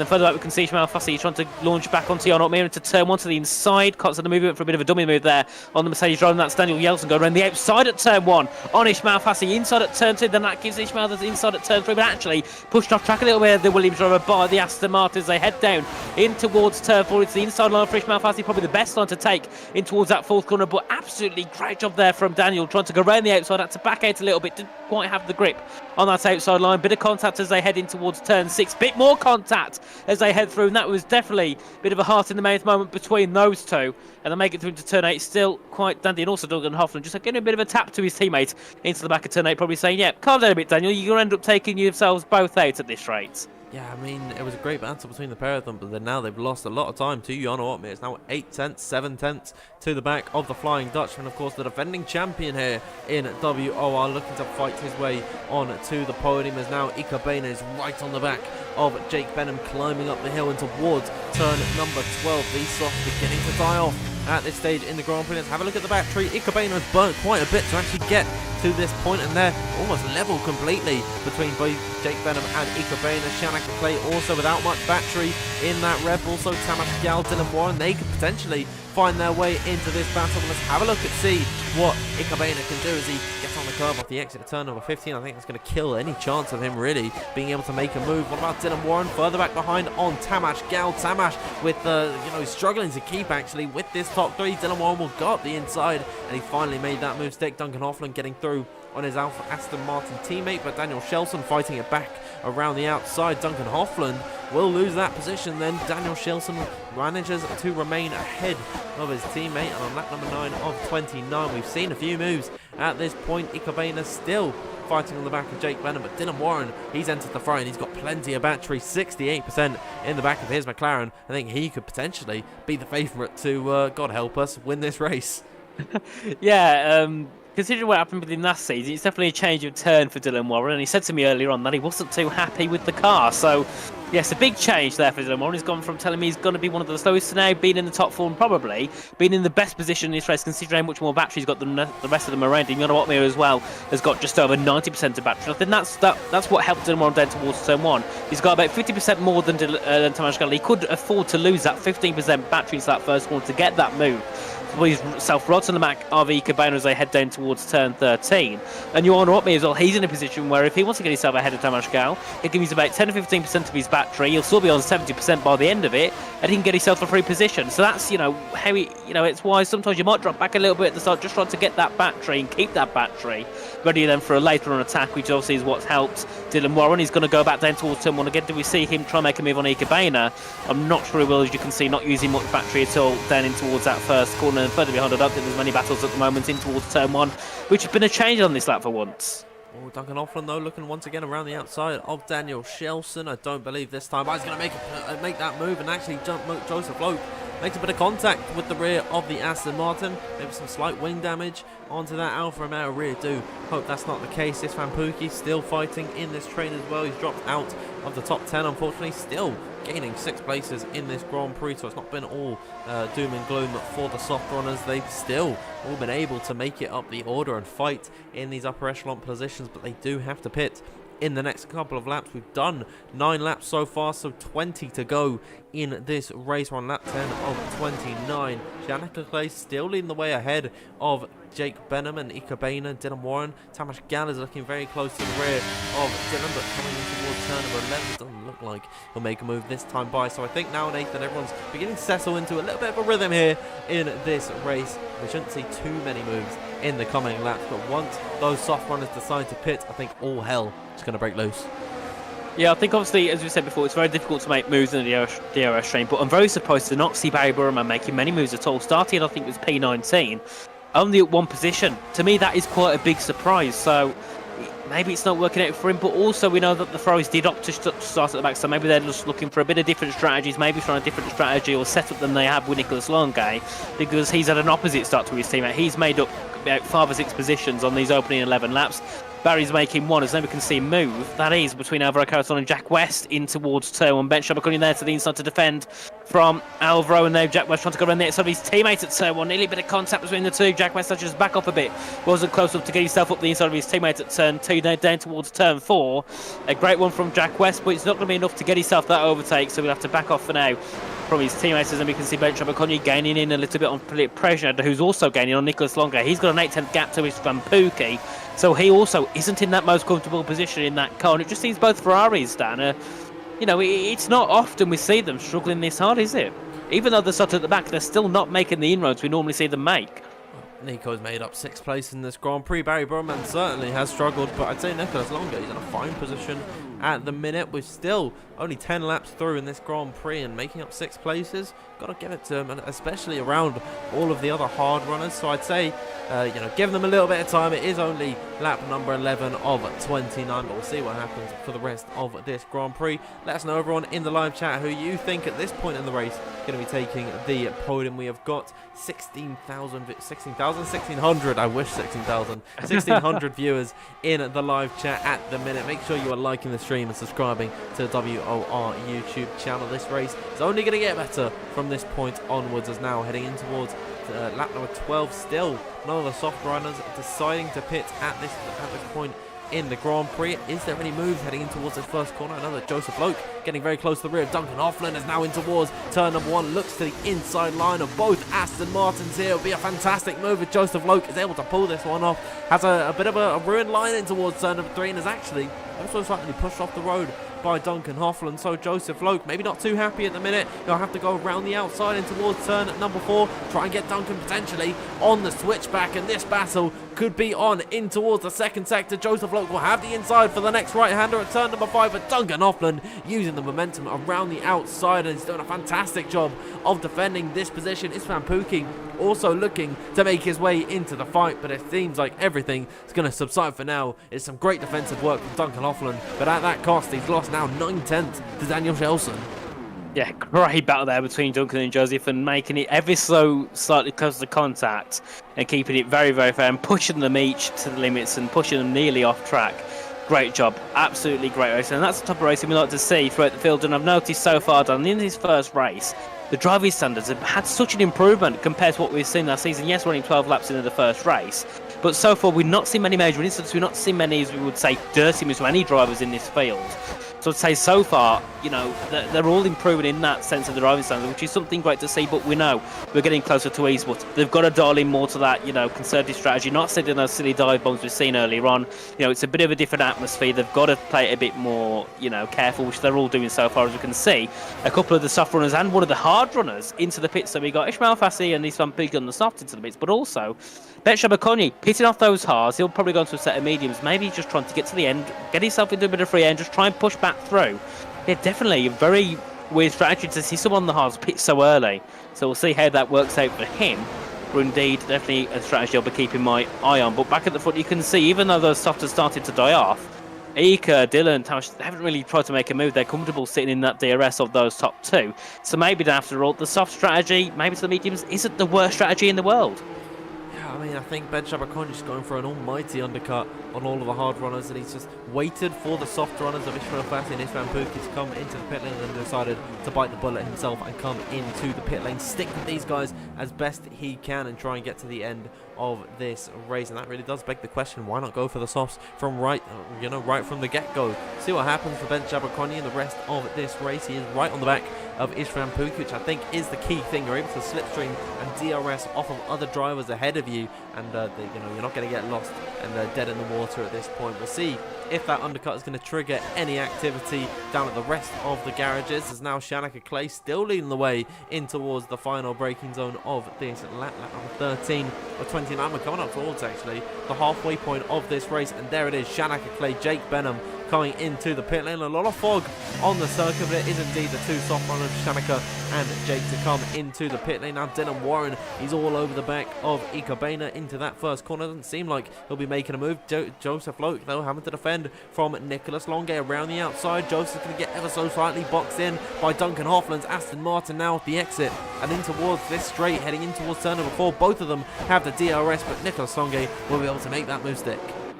Yeah, great move there from Nicholas. Put himself into that top 7 edge. You can see a few more have been in the pits. Libby Welch also pitting themselves onto a set of medium tires. We can see Shanaka Clay just ahead of Ishmael Fassi. Ben Shabakonji just behind his fan Pookie, and then Jake Benham just slotted in between those guys down there. And also a big side there from Duncan Hoffland in towards turn 8, who's in the rear ever so slightly. But we know once you're on these lower grip tyres, after they get a bit worn, you know, the drifting gets even worse. And for some drivers, sometimes the drifting gets a little bit too much. And unfortunately there for Josie Flood, just hitting the back of Nicholas Longay in towards turn 10. So that definitely not ideal for both of those. And hopefully that gave no damage to the back, to the front of Josie Float's car.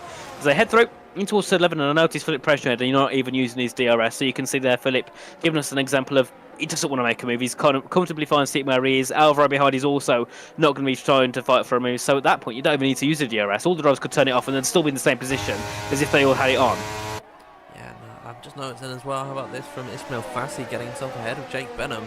With that undercut, he's been able to get himself into the fight for the net lead of this Grand Prix. Well done to Ishmael Fassi, taking initiative by pitting ever so slightly early. His tyres will be a lot more worn out by the end of this race, but we'll see what happens here. Is now Philip Presnett is all over the rear of Joseph Loke. Dylan Warren's also gone for the lead, so both Alfa Romeo drivers losing out on positions, and it looks like Philip Presnett is going to be able to muscle out Joseph Loke heading in towards turn number 3. Still a little bit of contact between the pair of them. Joseph Loke not happy with the driving displayed by Philip Presnett. Into the braking zone they go. I don't believe that he's going to leave any room along the outside. Indeed, Philip Presnett forced off the road. Joseph Loke will remain in P8, but a little bit of controversial racing between the pair of them. Joseph Loke will maintain that position, but they've lost a lot of time to Nicholas Longay, Duncan Hoffland up ahead. But how about this then from Dylan Warren leading this race on lap number 15? The lead hard runner, Nathan, is going to be the leaders of all of the drivers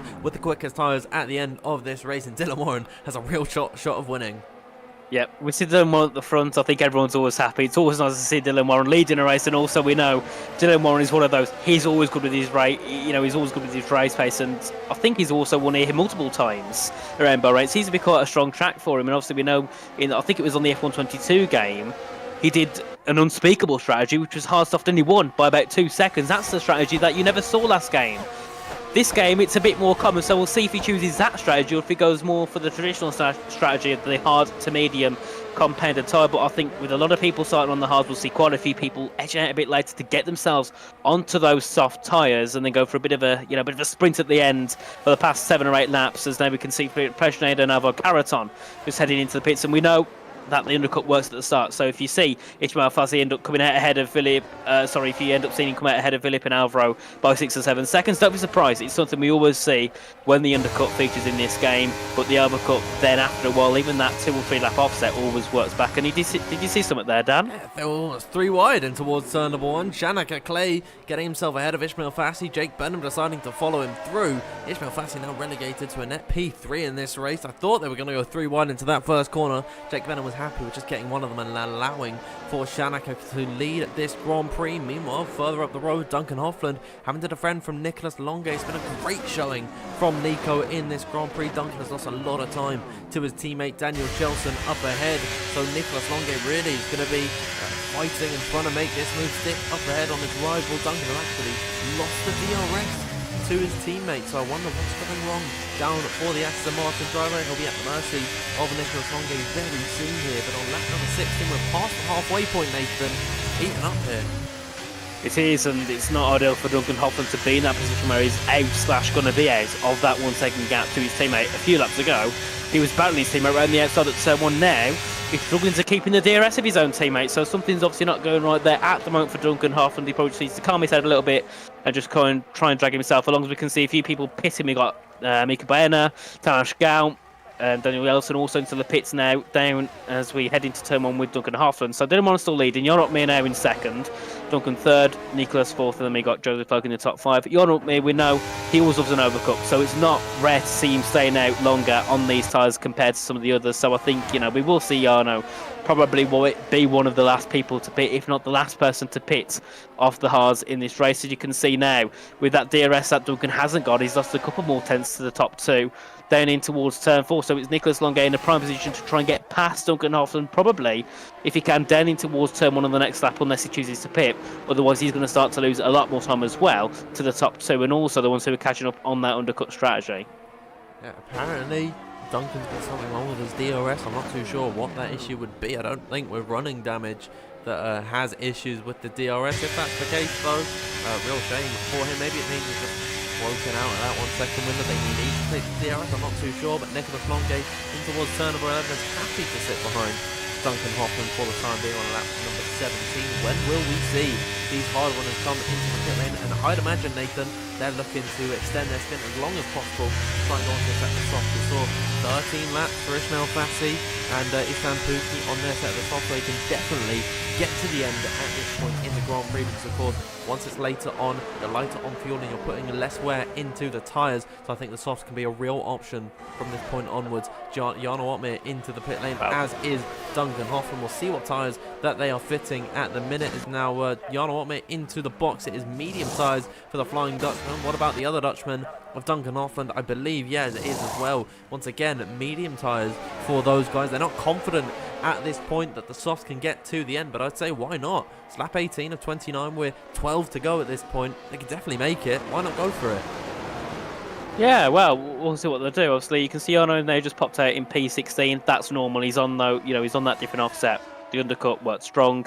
He's going to be fighting back easy on that overcut. He's got 5 lap limit tyres and lots of Ishmael this one, so we'll close up on that gap probably very, very quickly, and probably within the next 2 or 3 laps, if he can push hard on these opening few out laps. But we head down towards turn 9 on board with Dylan Warren and Nicholas Longa. That gap's 2 seconds now between the top two, so Dylan is in a prime position to push more, get himself into those pits, probably pop himself onto a medium set of tyres, because I'm sure those, maybe the likes of Will and Barry might go into a set of soft spins. They've been running a little bit further back generally in this race.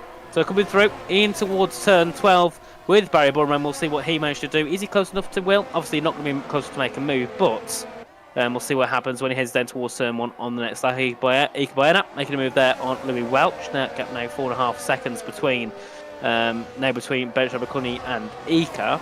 And he's from Pookie also now 7 tenths back from Ishmael Fassi, and I need to leave the lobby and join back, I think, because I've got an issue with my Delta times. Oh, dear. Well, I think it should be okay. I'm not too sure what the issue is there. Hopefully you're able to join from my profile. If not, then we might be in a little spot of bother. Barry Burman is coming into the pit lane to pit off of his set of the soft compound tyres, and he's now onto a set of the medium softs off his set of the hards onto a set of the mediums to end off this race. Is now continuing along at the beginning of lap number 19. 11 to go in this Grand Prix. Louis Welch fighting it out with Daniel Shelson. Daniel Shelson with much fresher soft tyres, medium tyres than Louis Welch, up the inside and towards turn number 4, and it looks like Daniel Shelson going to be able to hold that move down the inside. Louis Welch sticking his nose on the outside line there, but it is going to be enough for Daniel to get ahead. What about Alvaro Caraton in behind at this point, as now he's still following in the wheel tracks of Louis Welch. Purple actually in sector 1, sorry, for Alvaro, so it seems like he is the quickest man on circuit at the minute. Oh, so close to going off the road, and indeed he is off the circuit, making a little bit of contact with Louis Welch there, and he'll actually drop down behind Jarno Otmir, and now just about to stay ahead of Philip Predator. Tried sticking his nose up the inside and towards turn number 10, didn't quite work out. Louis Welch, I think, was well within his rights to shut the door there. Alvaro maybe a little bit too eager to get that move done. He is on 2 lap fresher medium tyres than Louis. That was a very heart and mouth moment for him there, as now Dylan Warren, Nicholas Longay, Joseph Loke, all of the hard runners coming into the pit lane. This is crucial. I see red tyres down at Red Bull. That is Nicholas Longay, Dylan Warren, all of these guys onto a set of the softs. Jake Benham leading this race ahead of Shanak Clay. They retake their throne at the top of the order, and we'll see where all these guys emerge on their set of the softs. With 10 laps to go, Dylan Warren will be leading this train from 14th position downwards. Nathan, are you able to get back in the lobby? We're in for a treat this time. At the moment I'm not. Would you be able to send me a quick invite if you can, Dan? Because it's saying the session doesn't exist. Okay, are you appearing online? I don't see. Oh no, I do see you.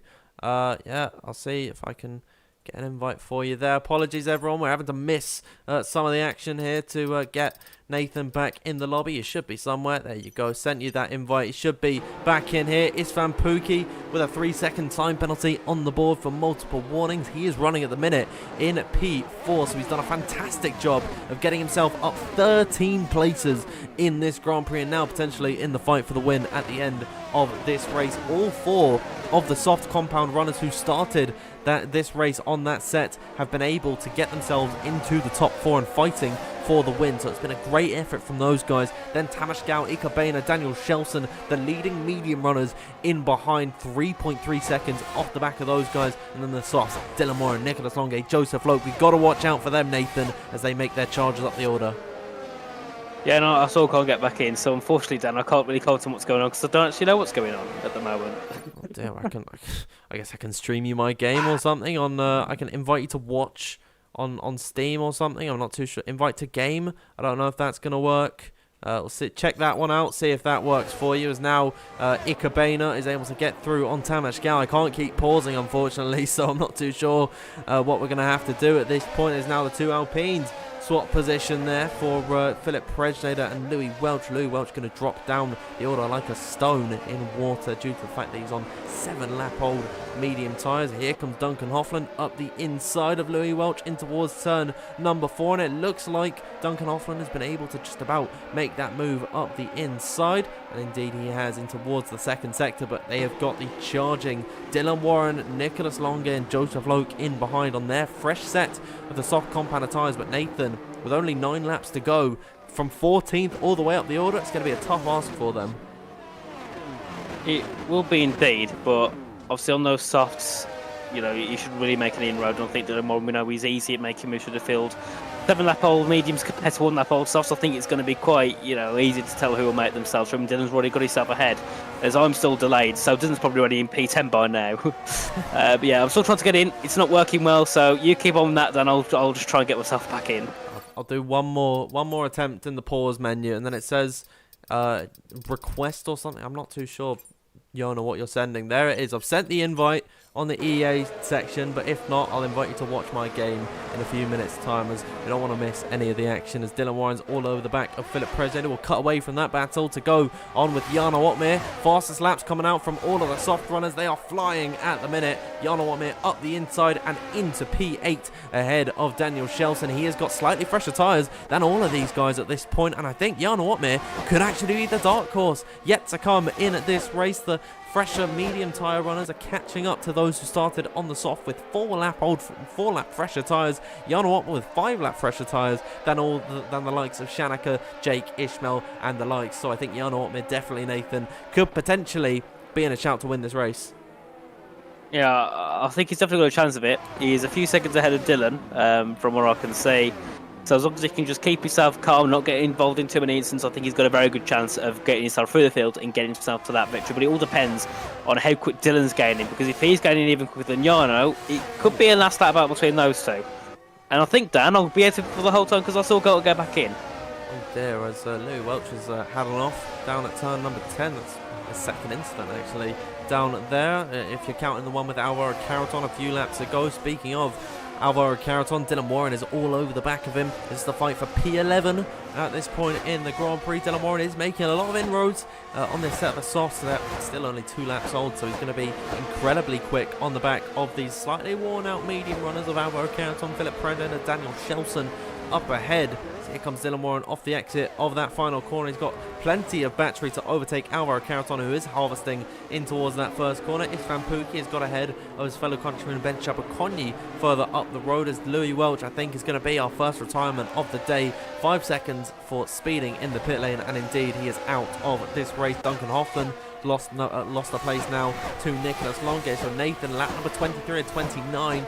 Shanaka Clay still leading ahead of Jake Benham, but the train is closing, and in fact Tamas Gao with 4-lap fresher tyres on Ben Chabakonyi is all over the back of him.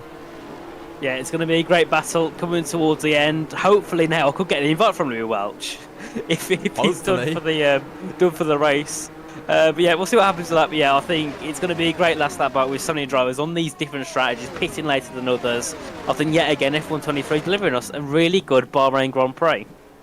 Absolutely, if you can, as now Alvaro Carreton is losing a number of places. What's happened there for the Williams driver? It's once again down at turn number 10, so I'm not too sure what the issue is between Alvaro Carreton and that corner, but he is now all the way relegated into 18th position. He had a tough season 15, and it seems like his troubles are following him into this season of racing. As now, look at this battle, Jan Otmir through on Ikabena, heading in towards that final corner. We don't typically see many moves through here because you want to wait for that ERS straight. But here they come off the exit of that final corner. Jan Otmir now up into P7. Ben Chabraconi going to have to defend from the Dutchman. Here comes Tamas Gal on his teammate, and he is flying up the order with much fresher tyres than those around him. Here's Van Pookie having to defend once again then from Ben Chabraconi. Is now in towards the corner they go. Chabraconi and this Van Pookie going side by side through here. The two Hungarians doing battle. Jan Otmir arriving onto the scene, getting himself through on his Van Pookie in towards the corner they go. I think Ben Chabraconi has parked his car perfectly to defend from the Flying Dutchman. But on lap number 24 of 29, it really is up in the air as to who is going to win this Grand Prix. Tamas Gal is all over the back of Ismail Fassi, Jake Benham and Shanaka Clays, almost within that 1 second winner that he needs to take. DRS Jan Otmir also finding himself in a potential race winning position towards the end, but Nathan, the troubles aren't done there for the medium runners, because here is Dylan Warren and Nicholas Longame arriving onto the scene still with only 4 lap old tyres. Yeah, and the thing they've got to hope now is that they can get through on these older medium tyres as quick as they can. If they start getting held up, they're going to be in a really, really bad situation, because the likes of Jana, who's on 6, for some people, 6 laps newer on his tyres, if Dylan Warren's being held up by his Van Pookie, he's really going to struggle as the race gets on, because they're going to come to the point where they're going to start losing DRS, and they're going to be too far back that they can't actually make moves. And on my screen there, I just saw Dylan Warren send a move in towards turn 30. I don't know how far back I am, but still, very good job there for Dylan Warren. Safety car. Also getting... Kanakinchi's off. Down at turn number 11, safety car is out on lap number 24 of 29. Oh my word, Jake Benham and Shanaka Clay, their race is in ruins because they have not been able to come into the pit lane. So Ismail Fassi, Tamas Gal, all of these guys in behind going to be able to pit for a set of the soft compound tyres. Jake Benham and Shanaka, they were past the pit lane. Ismail Fassi's just been able to get through. I don't know if he cut it or whatever, but I'm not too sure what's happened with him. Joseph Loke, Jack West, Barry Burman and Will Lewis, they've all stayed out. Shanakinchi DNFing from this Grand Prix has allowed for the race to effectively be reset here. Yeah, and what a time to not be able to join the session, Dan. Oh, well, but I can send you another invite. Have you restarted your game? Yeah, I've restarted the game 3 times at this point. Okay, I'll try one more invite. Maybe message Louis or something. See if he. I did, but he didn't sound. I'm gonna try and message him in Steam DMs. But yeah, it's not going well, is it? No, not. First race of the season, and I can't even see the final few laps. So yeah, I'm glad the safety car comes out. It's going to help me a little bit to try and get some time to get back in. I'm seeing people telling me to open invite from other places. I've tried all that, so it's not really happening. Someone's saying just let us watch the race, we're under a safety car, so I don't know what you want from me at this point, everyone. You can see at the minute on your screen, Shanaka is ahead of Jake Benham, Joseph Lowe, Jack West, Barry Burman, Will Lewis. Not too sure why they've stayed out on circuit. They're just going to get swallowed up by the pack. Ismail Fassi could be in the race-winning position. Tamas Gal, Ben Chabraconi, Jana Otmir. These are the drivers that, these are the drivers that we are going to see potentially take victory in this Grand Prix. But Nathan, with only a few laps left, the safety car's got to come in. Maybe next time by. I think the grid is completely stacked up at this point. Just don't know what's going to happen at this point. Yeah, I think it'll be lap 27 we'll start racing, so we'll have 3 laps of racing, and there'll be DRS once, I think, down towards turn 12. So, yeah, it's going to be all down to that raw pace, I think, and also, with those guys, 6 of them, on those older tyres, yeah, there's going to be quite a lot of carnage, I think, on these last few laps, and I'm very excited to see what happens for all the drivers on the grid. But yeah, it's, I think, it's always a shame to see a safety car because it means someone's crashed or someone's had an incident. But it's always great to see what happens when it comes to the racing afterwards, because you've got a couple of laps left to the checkered flag. Everyone wants to try and get positions. Everyone wants to try and finish ahead of their teammates or, their rivals. So we have a lot of battling on those last few laps. So, yeah, I'm very excited to see what it can bring. And I think we could have maybe some unexpected winners. The likes of Ben Chabraconi didn't have the best qualifying session, did he? He's now currently, he's third on those soft tyres with the new soft runner, so he could be looking for a potential podium. I have no idea what's going to happen at this point. We'll have to wait and see. I mean, those 6-lap-old softs going to be completely dead in the water in comparison to the likes of Ismail Fassi, Tamas Gal, and Ben Jabbar Konya. We'll have to see what happens, but I think safety car is going to come in at the end of this lap. I saw someone mention maybe we can end on a safety car. That doesn't happen actually on this F1 23 game. It's a mandatory. You have to do the last 2 laps in whatever race. So if it comes out on lap number 26 of 29 or 27 of 29, it will go regardless on lap number 28. It's a weird rule they have on the F1 23 game. It'd be weird to see races restarting under the safety car, but normally it is around about the 3rd sector mark is when we learn whether or not the safety car is coming in or not. Unfortunately for Philip Presner and Isfan Pookie, both of them have penalties. They're really not going to be able to have a hope in the world of getting points. There it is, safety car is in this lap. Shanaka Clay will lead the way from Jake Benham, and then Joseph Loke in 3rd. Nathan, any luck getting into the session? I'm not in the game for the last time, so we'll give it this one last time. If not, I'll have to just try and kind of jump on the bandwagon and just try and catch on to the back of what you're saying. So we'll give it one more go. But Dan, make sure you switch back to the action because you don't want to miss it.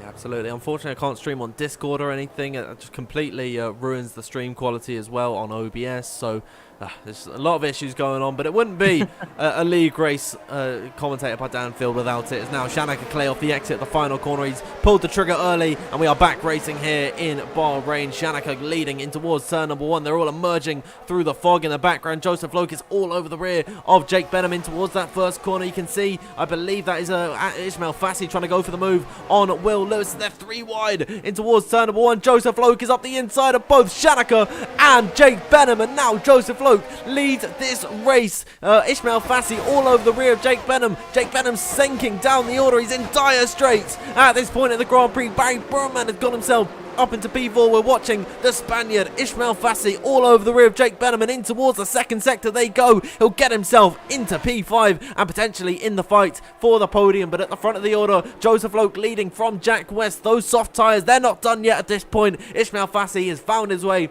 up into P4. None of the other soft runners have been able to get themselves up the order as there's chaos all the way out through behind. They're all diving up the inside and towards turn number 10. It's a miracle that no one's gone around at this point. I see a bit of wing going off of one of the, I believe, Haas cars. I think it might be maybe Ben Jabbar Konya has got some wing damage. I'm not too sure what's happened there. Tamas Gell through on Jake Benham. Jake Benham spun. Jake Benham's around as he's come back onto the circuit. Luckily, he's ghosted through everyone there, but Jake Benham, his day has gone from an incredible drive through the field and potentially fighting for the win to now being ended on lap number 27. He's still in this race, but his race definitely is not going to get any better from this point onwards. Meanwhile, Ismail Fassi still has been able to get himself through on Shanaka Clay, and he'll be all over the rear of Jack West and Joseph Loke in the next lap. No DRS this time by. We're on lap number 28 of 29 here in Bahrain.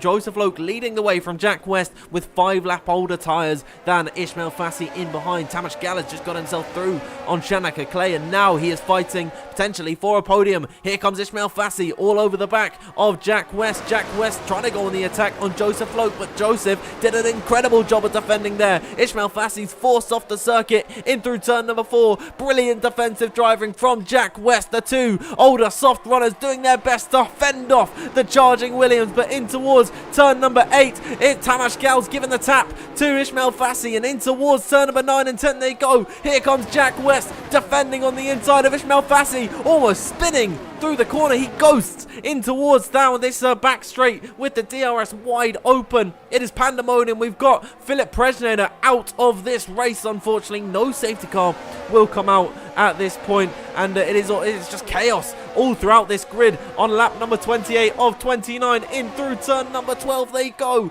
Ismail Fassi's just about been able to finally make the move on Jack West, who has not given this move up whatsoever, and now Ismail Fassi has gone off the circuit completely.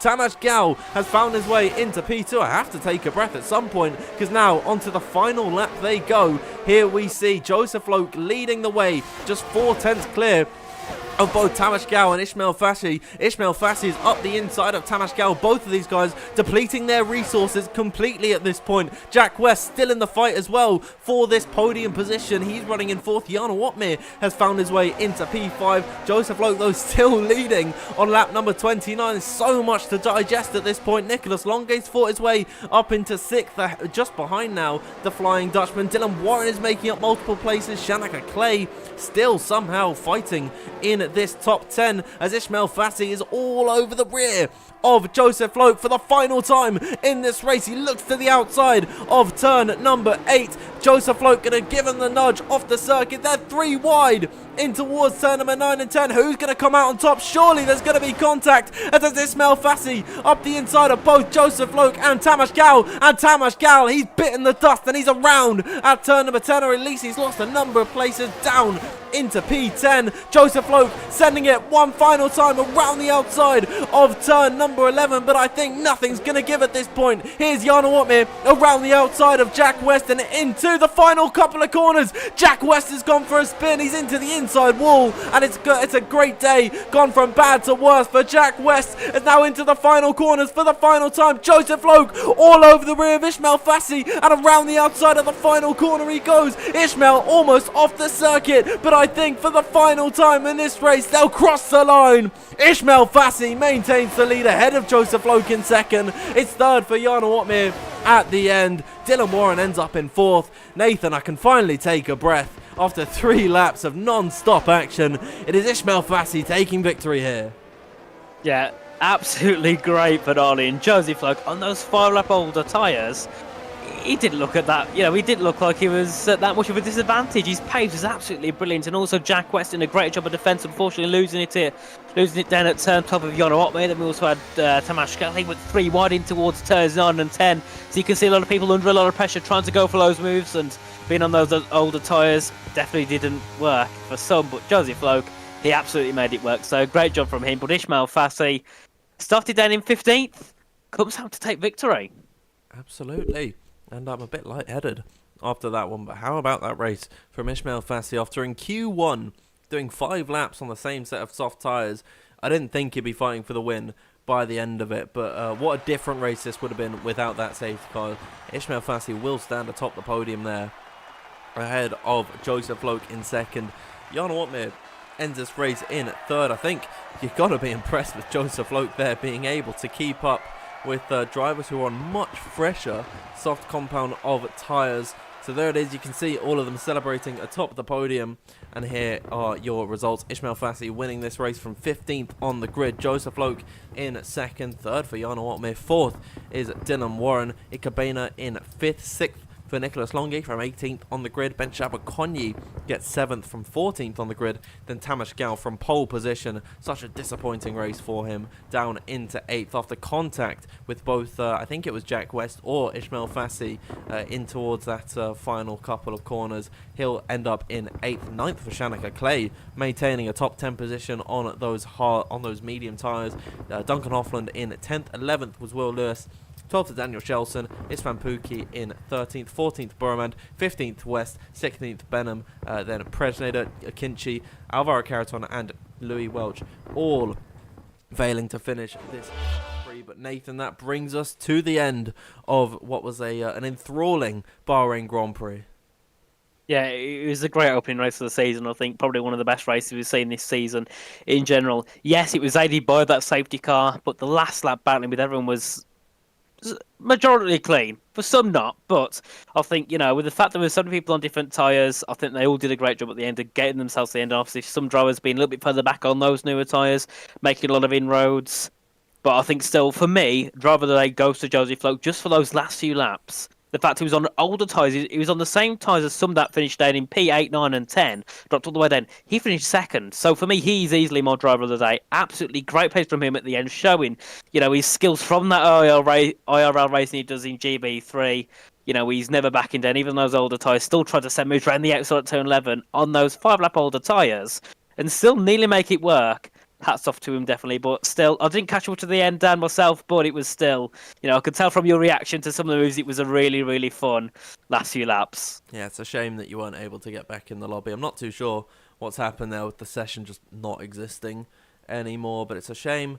I think maybe we need to start getting multiple invites to the lobbies just before it starts. You get an invite from, 2 invites from Louis or something, just so we're able to get back in. Maybe that's something to bring up with everyone in the in the tier 1 chat. At the minute, I'm not seeing anyone joining the lobby for any interviews at the minute, but I'd love to talk to any of these guys about their race. But I mean, definitely, what a different race we've seen without the safety car there. I think Shanika, Jake, they'd have been fighting for the win. Bench Abercrombie would have been higher up. Isfan Pookie wouldn't have been sent all the way down the... Well, Isfan did actually take a penalty, but he wouldn't have been sent all the way down the order. So a lot really did change in the last few laps. I still do think the likes of Tamas Gao and Ismail Fassi would be able to take the fight for the win, and Jana Watmir as well, but just wasn't meant to be.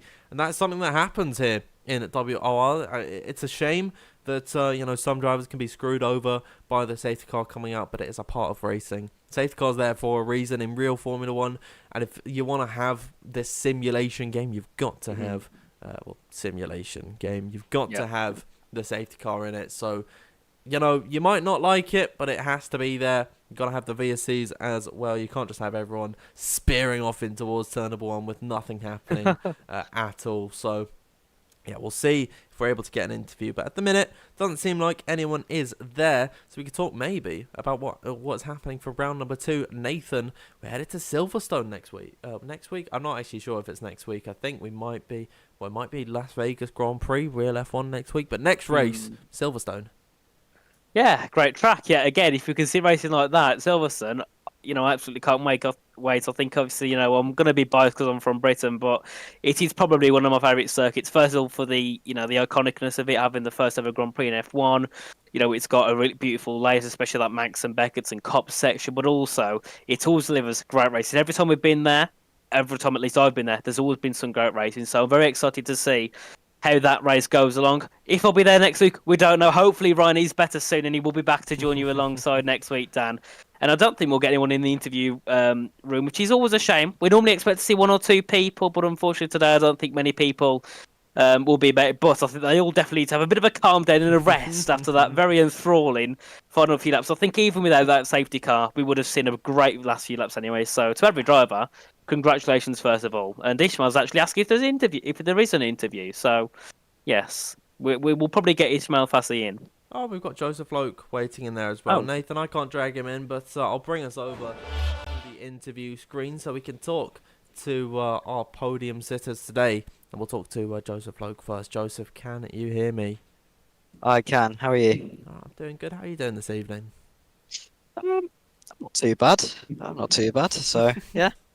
Yeah, I mean, I'm sure you're doing a lot better than you might have been before with that podium in hand. But first off, let's talk about your qualifying. I believe it was P7 for you. Was there anything else in that lap for you there? Yeah, there was loads left. I mean, my first run in Q1, I threw away like 2/10. Sorry, first run in Q3, I threw away about 2/10 on my first lap, and then I tried to make the time on my second lap and basically just fired myself off. So it wasn't ideal in quali. I think there was a lot more lap time. I think, if I'd have got it right, there was P1, but I doubt I would have done that. So, but yeah, either way. And then in the race, just for some reason, my tire deg was really, really high on the hards. Just really struggled, especially with the rear. I was sliding around everywhere. So yeah, just really struggled in the race. But obviously, then got very lucky with the safety car. Obviously, chose right to stay out on the softs. And of course, nearly managed to keep P1, but obviously just got pipped into the last corner. Yeah, I mean, you were running down in 13th, I think, when the safety car got brought out. So do you think from your point of view that saved your race? Or without it, how do you think this race would have gone for you? I think without the safety car, I would have been, if I was to guess, maybe P7, P8 at best. Which shows,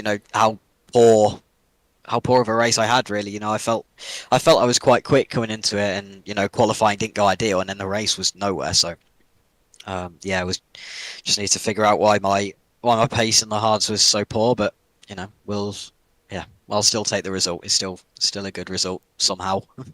And we saw on the final lap Jack West go for a spin there. Was there any moments where you thought that could have been you spearing off the circuit in a spin?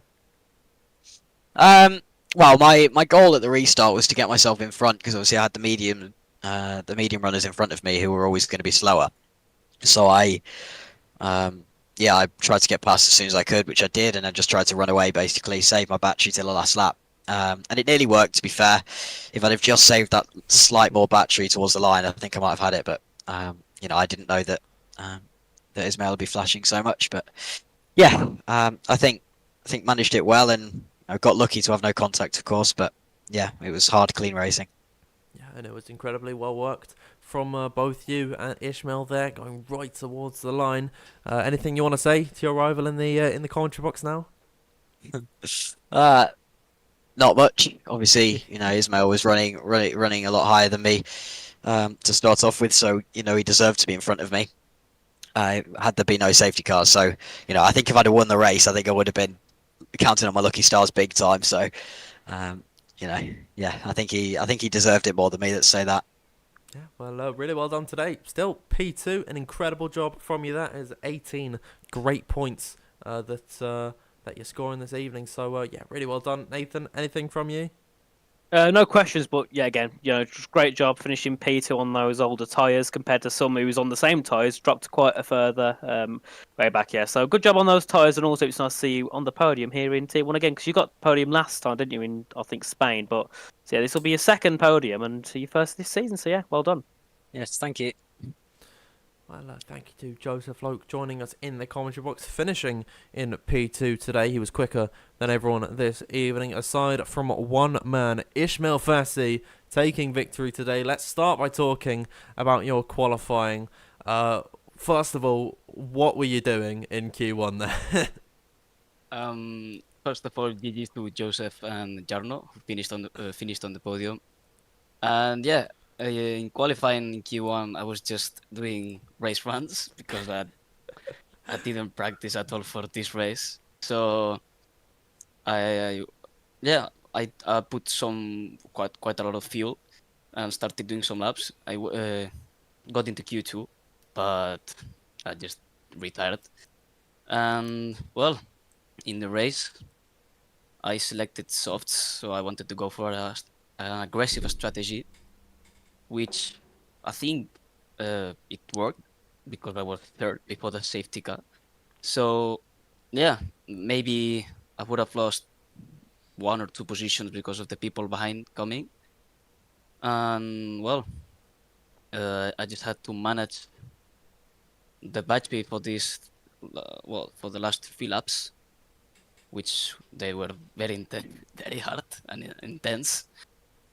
And yeah, was quite it's a surprise for me being here, P1, first race.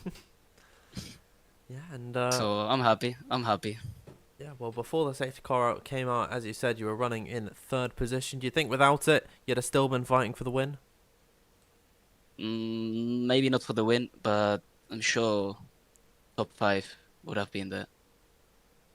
Yeah, well, it worked out for you, and now we're heading into Silverstone next week. How do you think you can maybe take another win there? I don't know. We will see. The grid is very close, so everything can happen. Yeah, well, really well done to you this evening, and of course, I got one of my favourite stats is that as of last season, you'd won in every single season that you'd raced in. Of course, taking victory in season 12 Abu Dhabi, I think. No, season 13 Abu Dhabi, season 14 Austria. Now, unfortunately, not winning last season, but this season you're taking victory in the first race of this season. So that's your third win, I believe, in Tier 1. Do you feel happy to be back to winning ways? Yeah, quite a lot more now. Yeah. Just because it's the first race. Go for more. Why not go for more? Yes. Well, really well done from me, Nathan. Anything you want to say to our race winner? Yeah, just one quick question. So obviously going into the race like P15, did you have any what was kind of your predictions of where you'd finish? I really don't know. I mean, a lot of people were doing different strategies. Myself, I was just following Shanaka and Jake, who were in front of me with softs. So at the beginning of the stint, I was struggling a bit with them. Then I closed a bit the gap, and the safety car came out. I was thinking about what to do, but I said I'm gonna put softs. Yeah, but anyway, great job. Yet again, well done, and we hope to see you at the top of the podium yet again sometime this season. Thank you, thank you. Thank you. See ya. Yeah, Bye. Thank you to Ishmael Fassi joining us in the commentary box. Unfortunately, we're not going to hear from Jarno Ottmer this evening, so that brings us to the end of our interview section for this evening. So I can bring us over once again to the intermission scene. Nathan, I was looking over at the broadcast whilst you were talking to Ishmael Fassi there at the safety car coming out. Because, of course, Jake and Shanaka, they both missed it. Ismail was just able to sneak in there. I kid you not, he was right on the line. Like, right on the line there. And he's just about in. And I think a second later, Ishmael Fassi wouldn't have been winning that race. Incredible stuff from him there to take victory this evening. I think a lot of people will say, "Oh, well, he only won it because he got the safety car." No. But I think you're in a position where there's a lot of pressure, and you've got a lot of fast drivers behind. You've got to get yourself through the field. He was then in seventh. He had to work his way all the way to the front of the pack. He started 15th. So I think no, I mean after the safety car. Yeah. Oh, yeah, I was just making a separate point. Well, he started 15th at first. Yeah, got he himself started through. 15th then up to third before the safety car. Yeah. And then safety car come out. Had to fight all the way back up through from about P7, P8 on older tyres on people who's defending hard. So I think either way, it takes a driver a lot of skill, a lot of racecraft, a lot of race space to be able to do stuff like that. So, I don't think it's fair for anyone to say he was lucky because, his pace was just really, really good all race. And I think maybe if he would have been in the position where he would have qualified as normal, he probably would have been fighting for a win anyway. Because we know Ishmael, when he gets that qualifying right, when he actually gets to qualify, he's a really, really quick driver, and he's always near that top 3, top 5. So I think either way, Ishmael would have been fighting for a victory if if he did qualify properly at the start. Yeah, and it's his third win now here in WORPC Tier 1. He's done that in 3 separate seasons. He was so close to making it 4 consecutive, but unfortunately wasn't able to take a win in season 15. But that is all I think that we have for this evening. Thank you to everyone tuning in to WOR Season 16, round number 1. Season 16 is here, and we are happier than ever to be bringing you that coverage. If you haven't already, please make sure to subscribe to the WOR YouTube channel and leave a like on the stream. And if you want to follow us on Twitter, you can find us at WOR League. And if you want to keep up to date with all your WOR news, then make sure you join the Discord. The link is in the description. If you want to follow myself on Twitter, it is at DanfieldF1_. And if you want to follow Nathan, it is RichieF1 with the I's replaced by 1. Thank you everyone once again for tuning in this evening. We will see you next time out in Silverstone. Thank you once again, and good night. Good night.